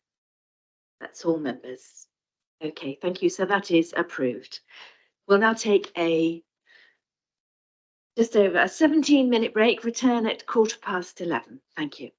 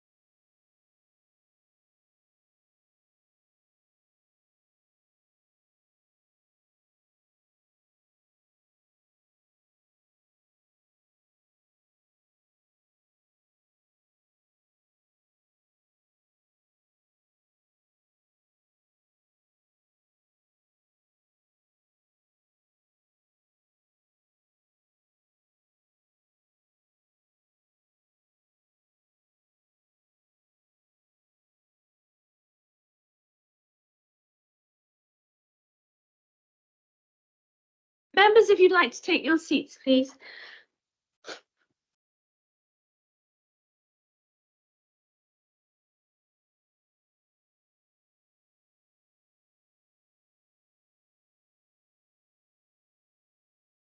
Thank you.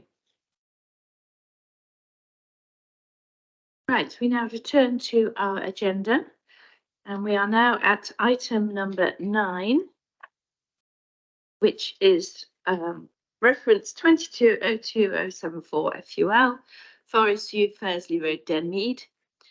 The presenting officer is Robert Green, with Jordan Wiseman at his shoulder until he gets called away to fight fires. Thank you. Thank you, Chair. Good morning, everyone. Starting with the application site, just to provide some context, so you can just see the application site outlined in red here, and outlined in blue for the remainder of the site ownership. You have Fursley Road to the north there and off image, but the settlement of Denmead is off to the right there.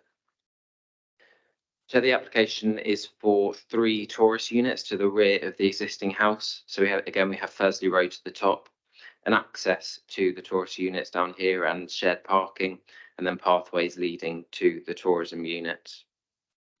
This is the floor and roof plan of the tourism units. So they are comprised of 1 3-bed and 2 2-bed units,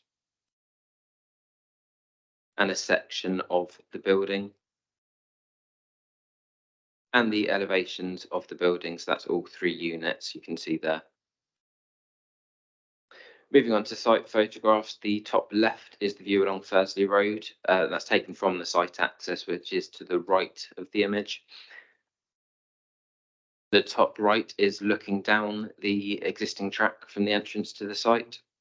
Bottom left is looking at the derelict buildings, which are to be demolished to make space for the tourism units. And the bottom right is the view from the access across the existing site. And a wider view of the existing vegetation to the boundaries with the golf course. So that image is looking northeast. So the officer's recommendation is for refusal of the application. That concludes the presentation. Thank you. Thank you. We now move to public participation. We have no objector. We have a parish council representative from Denmead Parish Council, Councillor Kevin Andreoli. If you'd like to come forward, Mr. Andreoli. You know the routine, I think, and you have 3 minutes when you're ready. If I could just apologise for the crashing earlier of my crutches before I start my presentation. Sorry about that. Don't worry. They are cumbersome things. You know, either trip people up or make a noise. Sorry. Okay. As you have heard from the officer, this application is for a single-storey building comprising 3 lodges for holiday accommodation in the Denmead designated gap. This application is in the Denmead gap and will unavoidably physically diminish the gap, contrary to policy CP 18. As the policy states, within these areas, only development that does not physically or visually diminish the gap will be allowed, and development which would threaten the open and undeveloped character of this area will be resisted, and the land should be managed to secure the long-term retention of its rural character. As this site is development in the countryside, the policy MTRA 4 applies. The policy states, in the countryside, the local planning authority will only permit development which has an operational need for a countryside location, such as for agriculture, horticulture, or forestry. Tourist accommodation is not appropriate to the site, and the application has shown no operational need for a local worker accommodation. This site also does not conform to policy CP20, heritage and landscape character. The proposed development does not protect nor enhance the district's distinctive landscape and setting. Neither does it relate to existing buildings in the surrounding countryside. This is contrary to the policy which states particular emphasis should be given to conserving local distinctiveness, especially in terms of characteristic materials, trees, built form, and layout, tranquility, sense of place and setting. And finally, policy CP13, a high quality design. The proposed building is utilitarian, a large single mass, and requires the removal of trees and shrubs. In the creation of a separate drive for access and large parking area, tree roots are at risk of damage. This is contrary to the policy which states any new development should demonstrate that the accompanying landscape framework has been developed to enhance both the natural and built environment and to maximize the potential to improve local biodiversity. Denmead Parish Council supports the officer's recommendation for refusal. Thank you. Thank you, Councillor Andrioli. Members, do we have any questions for clarification for the Parish Council representative? No, you may return to your seat. Thank you very much indeed. Thank you. We have no ward councillor representation, so we move to the supporters. That's Ray Dudman and Ben Mugford. If you'd like to both come forward. You have 3 minutes between you. Have you agreed who is going to speak first? Yes.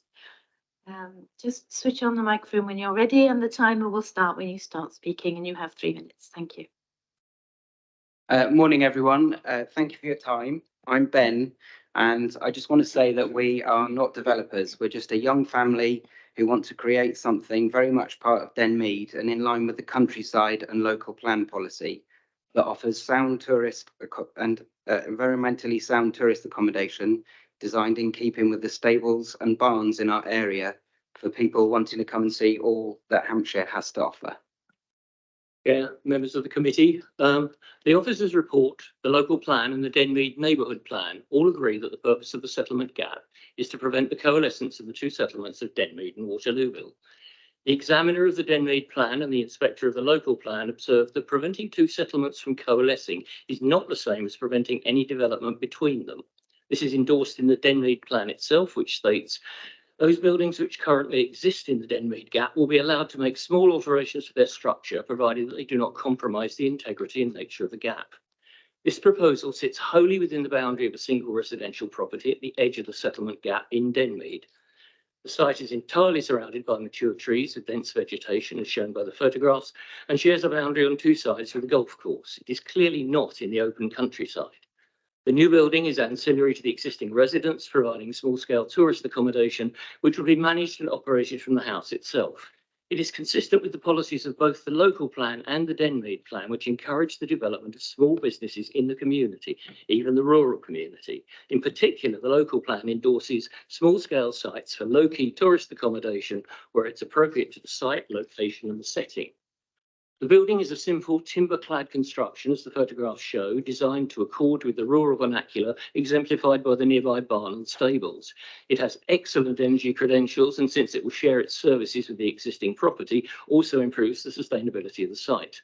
The location and orientation of the building ensure that the existing trees can be retained, and only 3 poor quality trees, and those with ash dieback, are to be removed to help improve the overall health and diversity of the site.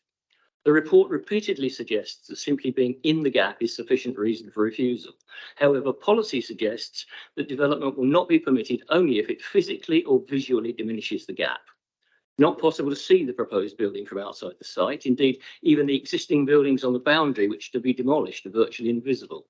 The report also assumes that anything built in the gap diminishes it.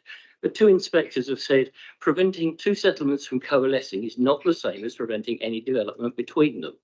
Providing a small-scale building to accommodate a modest enterprise within the curtilage of an existing residence does not diminish the gap or enable the coalescence of the two settlements. Thank you. Thank you very much. Okay. Members, do we have any questions of clarification for the applicant? No? If you could switch off the microphone. Sorry. And you may return to your seats now. Thank you very much indeed. Thank you. And that concludes, no, it doesn't. Yes, it does. That concludes the public speaking. Rob, Jordan, do you have anything you want to add following that? Thank you, Chair. Just something I forgot to clarify if I go back to the plan is the Denmead settlement gap runs along Thursley Road. So it runs along just to the north of the image. Thank you. Okay, thank you very much. Right, members, we now move to questions on the report. We'll take the whole report. So I have a question, if I may, which is that the applicants had some pre-application advice. Can you just explain why we've got to the stage of it coming to planning committee? Presumably that pre-app advice said this is outside policy. Chair, in accordance with the National Planning Policy Framework, we do try to work positively with applicants. And whilst we were aware it was in the gap, it is important to try to facilitate sort of small business uses in where we can. However, ultimately, when we had to come down to the recommendation, we didn't find that the development would be in accordance with the gap and couldn't overcome the problems associated with that. That's set out for the sort of extensive policy reasons on page 120 and the report either side of it as well. Okay, thank you very much. Questions, members, on the report? Questions of clarification? No questions? We move to debate then. Councillor Reid. Thank you, Chairman. The Denmead Gap, well, in fact, it's called the Denmead Waterlooville Gap, has existed since 1983 because of the increasing possibility of urbanisation coming down from Waterlooville, of which partly you could say is the MDA, which is now being built out. So the gap itself is supported not only by the City Council, but also by Havant Borough Council and also Hampshire County Council. And it is a long-standing gap in order to ensure that there is a gap between the urban and the rural. So there's been a lot of thought behind it. In fact, in 1985, the parish council were offered over £1 million if they would relax the gap. They declined. So we still have the gap and we still hopefully will defend the gap until such time as it becomes, yeah. Thank you. Any further contributions to debate? This application is recommended for refusal for the reasons set out in the report. Can I see all those in favour of that recommendation, please? That's 9, all members. So that application is refused. Sorry. Okay, we now move on to item number 10. There will be a short pause whilst we change around the presenting officer. Thank you.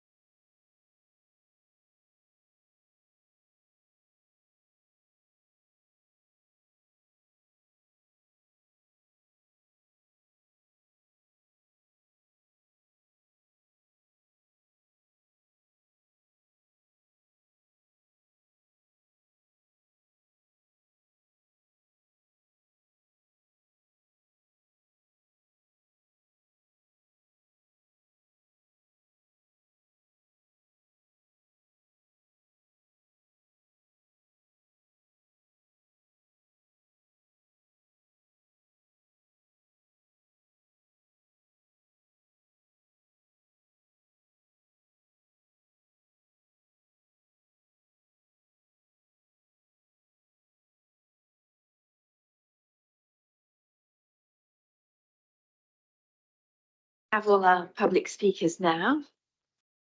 So we are at item number 10, 23000485 FUL at Eversley Park Recreation Ground in Kingsworthy. And the officer presenting is Megan Osborne. Over to you, Megan. Thank you. Thank you, Chair.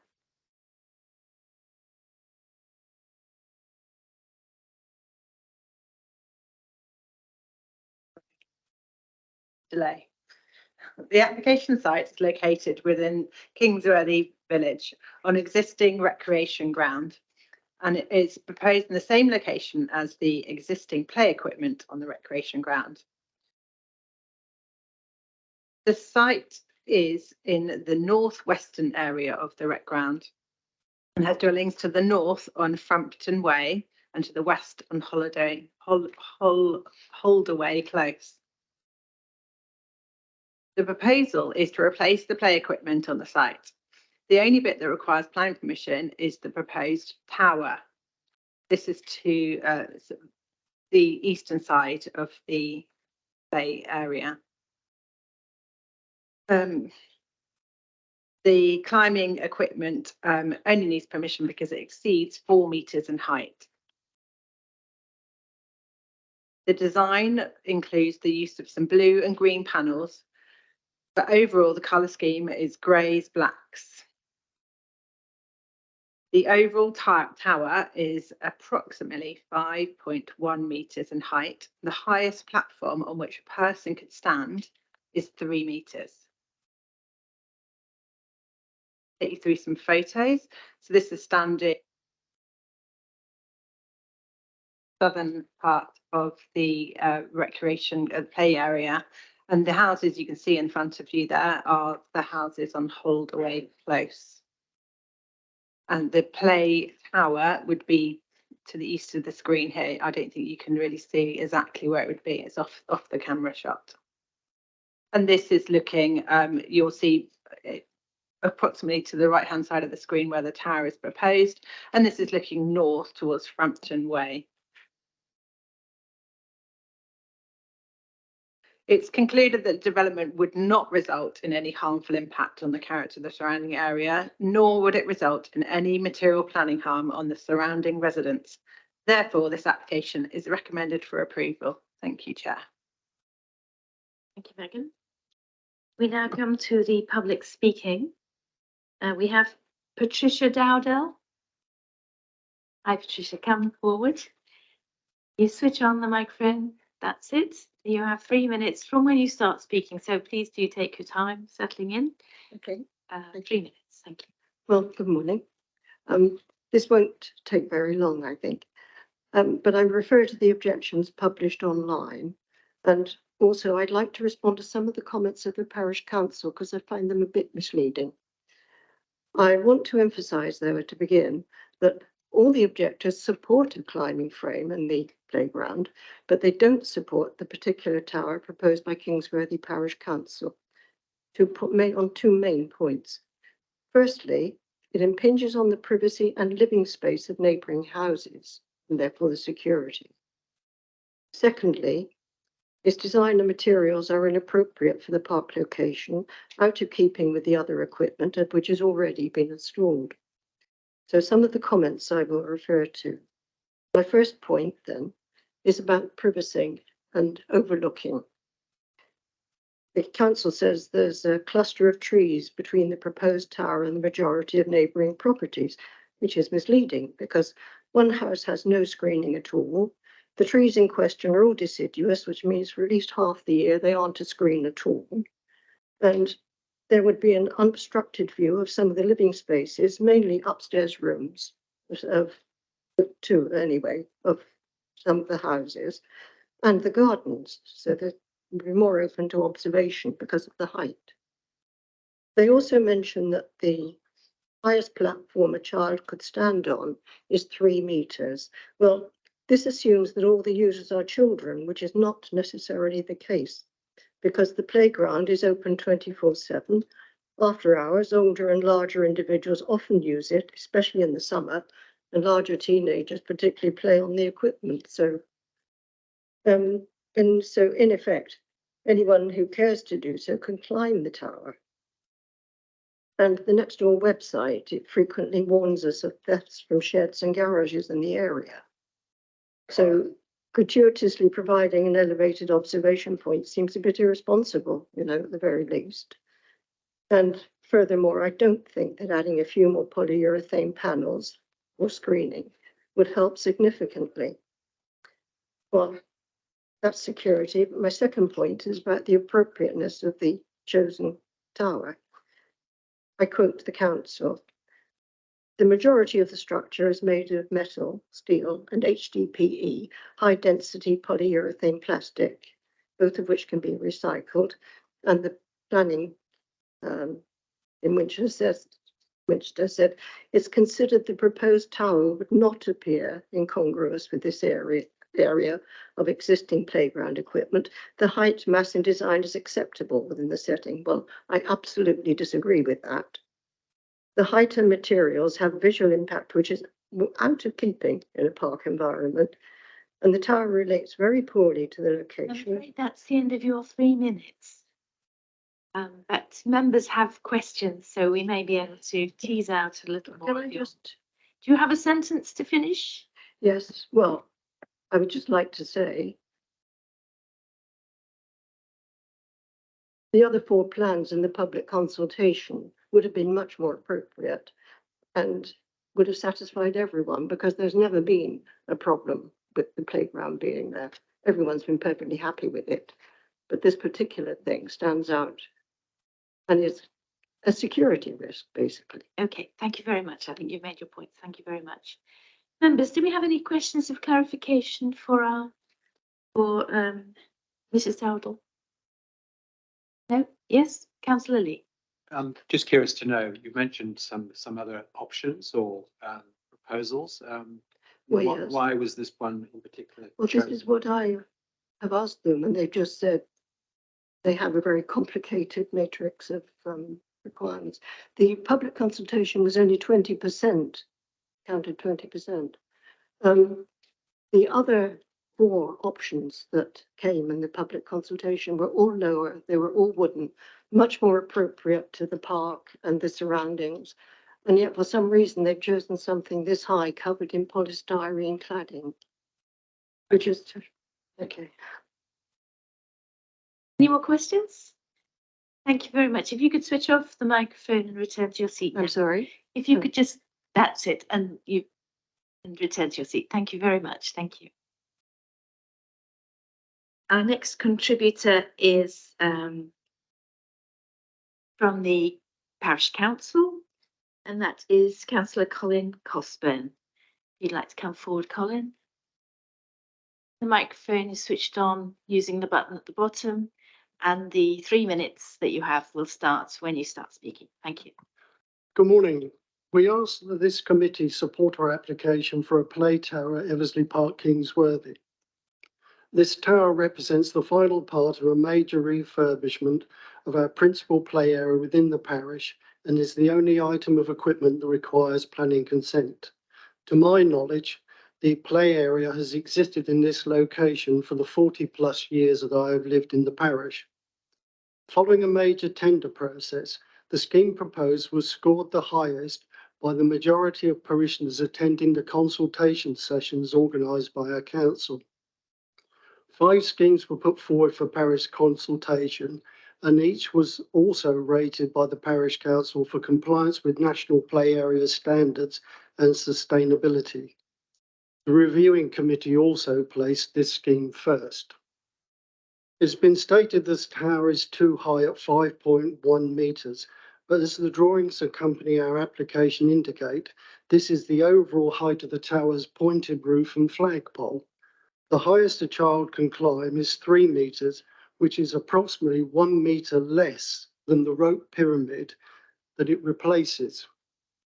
Our drawing also shows that care was taken on the siting of the tower to lessen its impact on residents for reasons of child safety. The main slide that the tower gives access to has been positioned so it faces east, thus reducing solar heat on the slide, but also to ensure that users climb the tower with their back towards the nearest buildings. To reduce overlooking of the nearest houses, the tower has also been repositioned to be behind a group of trees, which admittedly are deciduous at this point. And the existing rope tower was actually to the south of the existing site and therefore did not benefit from the tree belt that we've moved this tower behind. The issue of safety has been raised and antisocial behaviour. But I can assure this committee that only equipment and contractors who can meet the latest national safety standards were considered for this work. In addition, the final scheme will be subject to a full inspection by a ROSPA approved inspection company prior to its commissioning. We also, as a responsible parish council, undertake weekly inspection with our own ROSPA trained maintenance man. The question was raised by the other people regarding the why we chose this one, and I can answer that if any of the councillors have questions for that. But we believe we've taken all necessary steps to reduce the impact on residents. Thank you. Thank you very much. Do members have any questions of clarification? Councillor Laming. Thank you. Could you tell us how far this tower is from the nearest property? I believe it's over 30 metres, nearer 40 metres. Thank you. Councillor Lee. Just picking up on your point about the orientation with respect to the properties, i.e. privacy. I'm looking at the structure. Are you saying that that particular side is pretty much solid? It's not going to be viewing points which might upset residents? Certainly, the main slide is actually 50% of its length is tubular. So anyone entering the slide is in basically a tunnel and can't see out until they get 50% down the slide. Councillor Reid. Could I ask the average age of the use of the for the children, that is? Certainly the specification we had was that we wanted it for use for children who, from the time they could start toddling up until the age of 12. After that, the park has got equipment for older children farther away from any habitation. Councillor Gordon-Smith. I wonder if I might ask you, are there instances of older children or teenagers engaging in antisocial behaviour on this site? Unfortunately, like all parishes, yes, teenagers do have antisocial behaviour in various parts of the village. One of the schemes which initially we thought would be far better in that it was a much lower fort construction actually had a very large diameter tunnel underneath it, which we thought would be an absolute magnet for illicit drinking, sex, drug taking potentially.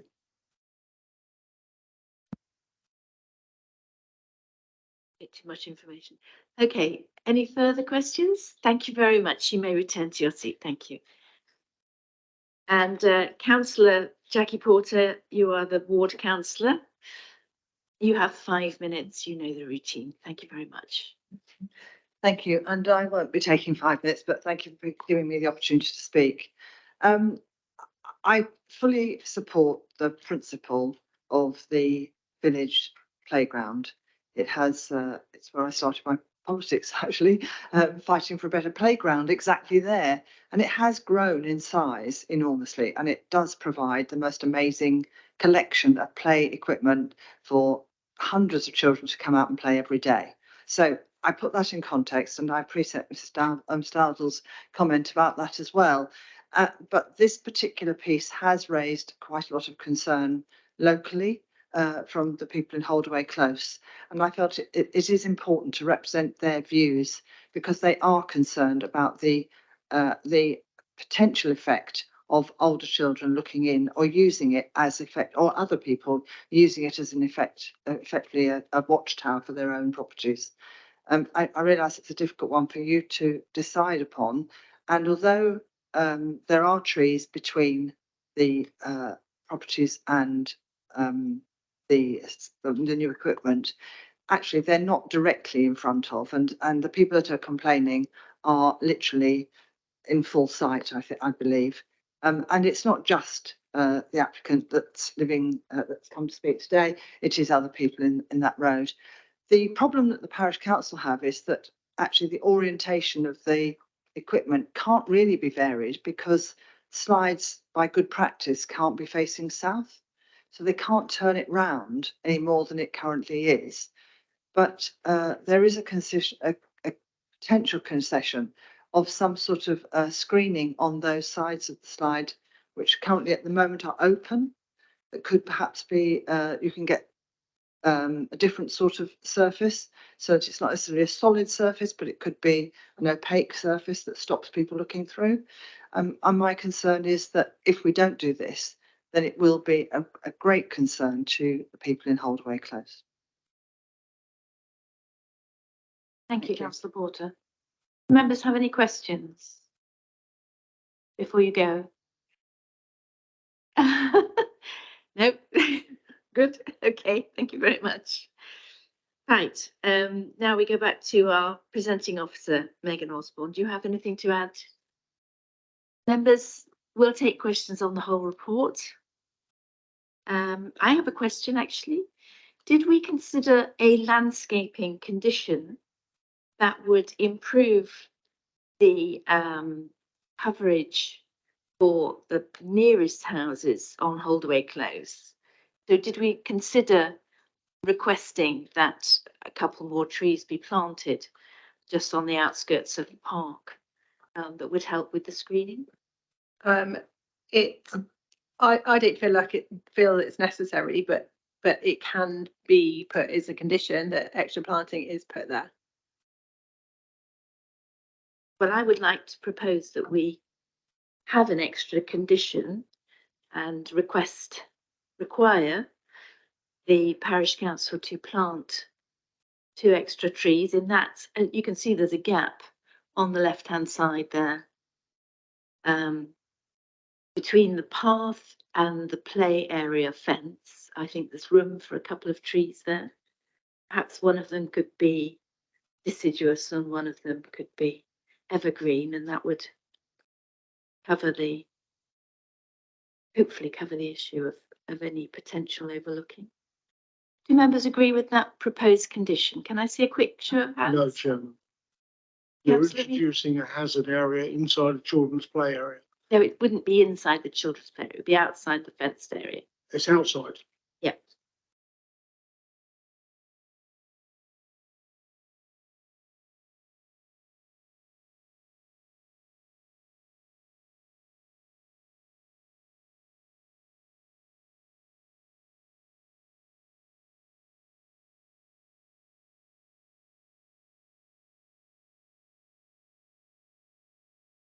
Chair, if it's outside the red line, then that's outside the application site. Yeah. So we can't actually put a condition on that.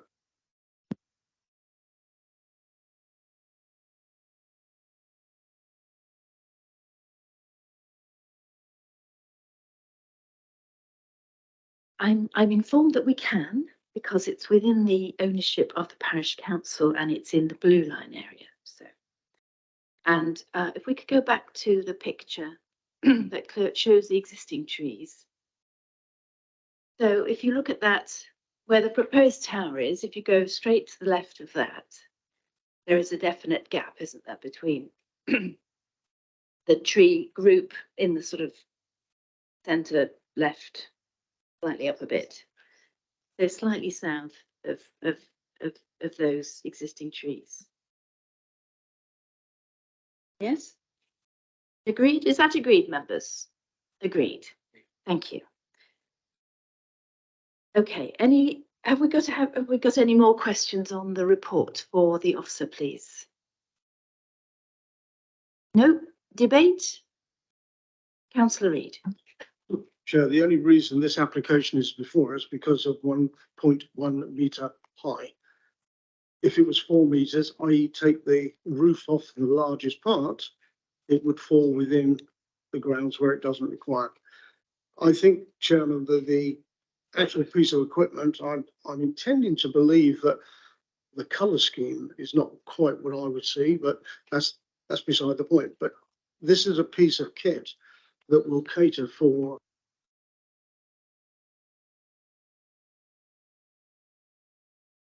Thank you, Chair. I will support the application. Any other contributions? Councillor Gordon Smith. Well, I do know there is a problem with antisocial behaviour on play areas. I mean, in Alsford, on the new play area, there was a long debate about should there be a teenage shelter and all the rest of it.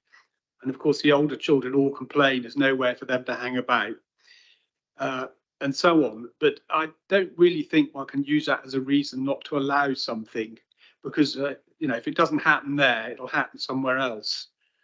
I actually measured the plan, and from the play tower to the back of the nearest house was something like 44 meters, which is, if you think of it in planning terms, houses back to back, normally something like 22 meters is allowed.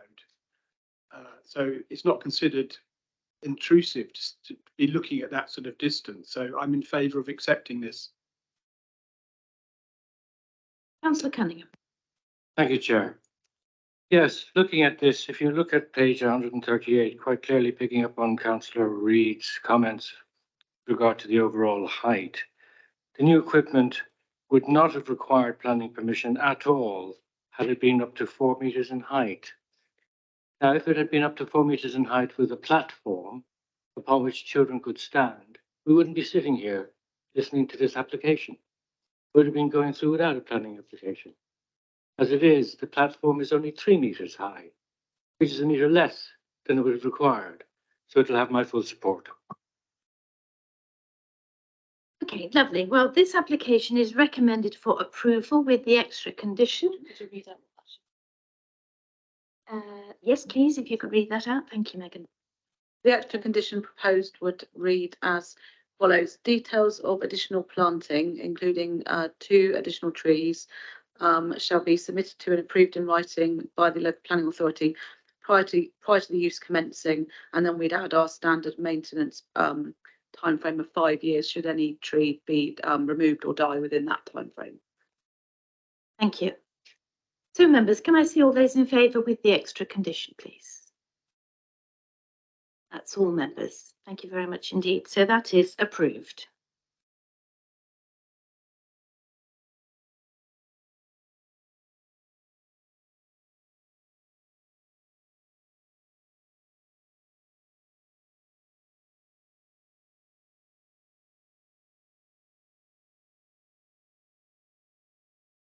Your reports. So that's on page 183.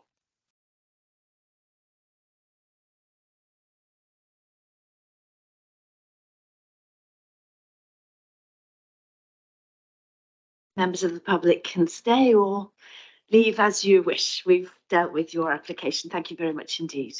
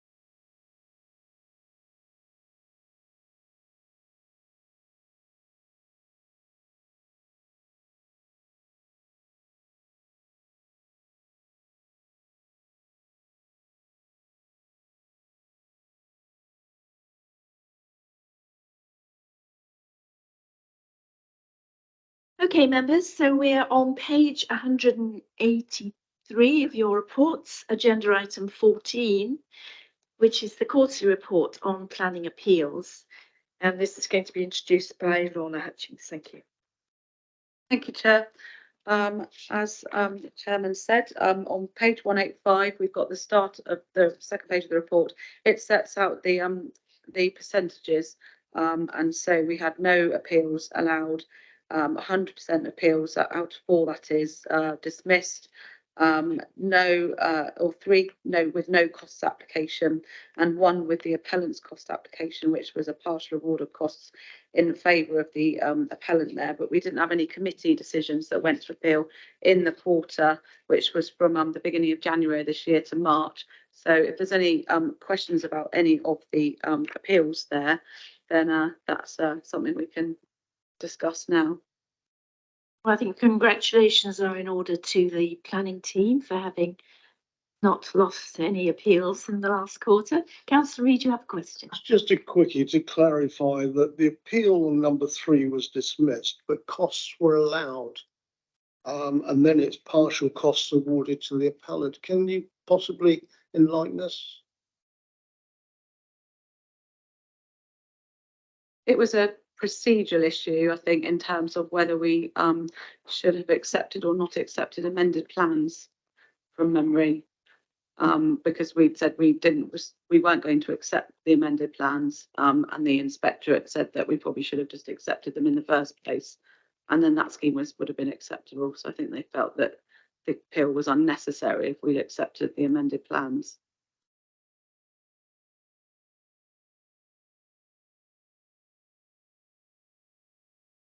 Any more questions on the report? Comments? Councillor Lee. You have me at disadvantage. I'm not au fait with this process and procedure. What does this look like in overall terms? Is this a high level or a low level? Is this the usual average? It's a very good response. Yes.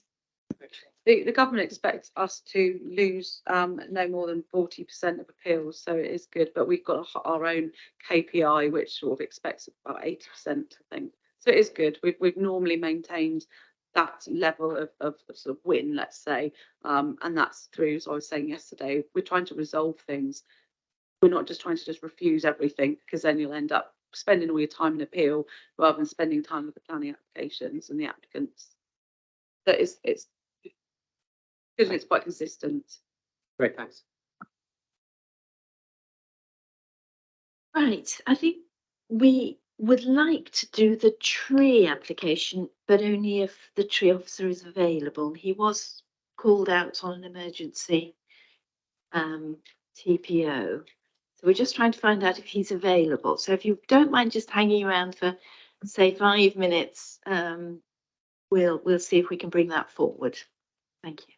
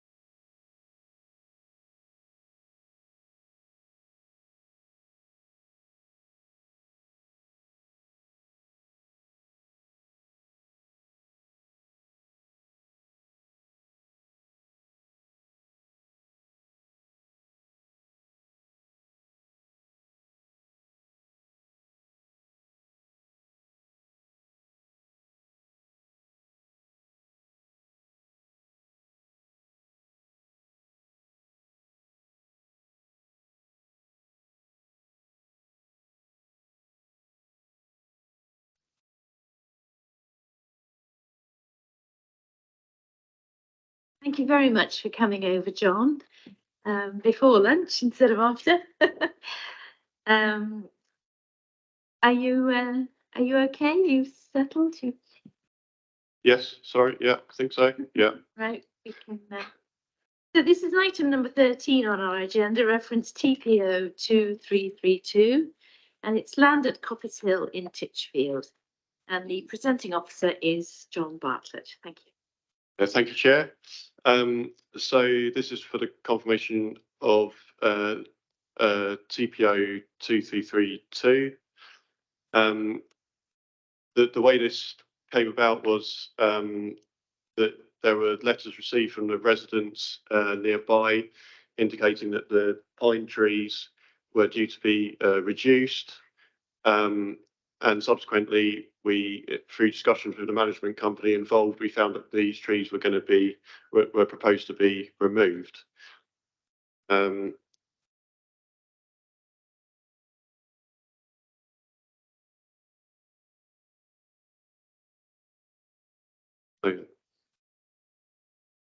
yeah. Yeah. Oh, sorry. Yeah. Sorry. Yeah. So the tree concerned is T1, which is shown on the map there. And we subsequently received objections to this tree only out of the three. And there were a number of concerns were raised.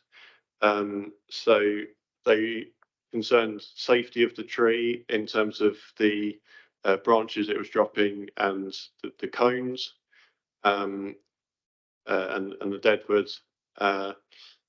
Also, there were concerns about the alleged damage to the fence there, and so there were a number of concerns that were received. In terms of our response to this, the deadwood that's in the crown of this tree can be removed without permission, without needing permission. So it's exempt from the normal process. This is quite a natural thing for a pine tree to do to form deadwood that eventually drops, and then the crown goes eventually higher up the tree. There are engineering solutions that can be sought in terms of the fence, where the fence can be constructed to accommodate the tree so that the tree can be retained. And in terms of the concerns about overhanging branches and cones dropping, there can be an application can be submitted to carry out pruning works within reason that we will then consider. And so that there are options to carry out maintenance on the tree. The amenity value of the tree was also questioned in terms of the objection, but the tree has been found to have public visual amenity value in its own right as an individual tree. So it can be clearly seen from the footpath behind Leafy Lane, 33 and 35 Leafy Lane. So that's one of the three trees. The other two are to the left of it that were subject to the TPO. And yeah, so it can be clearly seen from the footpath and also from the road. It's poking out on behind the house there. So there's a more partial view. And this is from the side of the property, just as you're entering the footpath next to Leafy Lane. So our recommendation is to confirm TPO 2332. Thank you. Thank you very much, John. We have no public speaking. So members, do we have any questions for our officer? Councillor Reid. So, Chair, whose ownership are the said trees in? So the trees are on land that's owned by the management company concerned. The name escapes me at the moment, but the land is owned by the management company to the rear of those properties. Councillor Gordon-Smith? Yeah, I just wondered, what species of pine are they? Is it a Scots pine? Yes, Scots pine. There's kind of a mixture of Corsican pines and Scots pines there. Right, okay. To the And they have quite clear stems eventually, don't they? yes. So yeah, as I alluded to, there's what often happens is they'll lose dead branches on the lower stem, and then the crown eventually can become quite mushroom-like at the top. So it's kind of a natural thing for pine trees to do, to eventually drop deadwood over time. Councillor Ashwell? Thank you, Chair. Do we know if the management company are due to maintain all these trees along that belt? Because I know the area quite well. There's a lot of trees there. Well, they are looking to maintain the trees in that area, and obviously subsequently the letter was sent to the residents indicating that they were going to manage them in a particular way. But with pine trees, it's not good arboricultural practice to reduce them, because they don't take well to reductions, and it would have made the tree particularly unsightly, and indeed the other trees next to it as well. But when we had discussions with the management company, it became clear that they were going to remove them.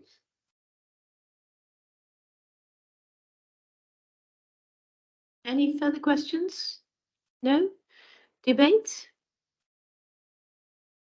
No debate. Okay, this TPO is recommended for confirmation. So can I see all those in favour of confirming this TPO? Thank you very much indeed. That's all members. Thank you. That is confirmed. Thank you. Thank you very much, John. Okay, everybody. So we now break for lunch.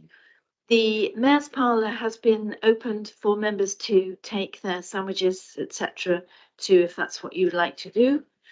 And we will return here at 2 p.m. Thank you.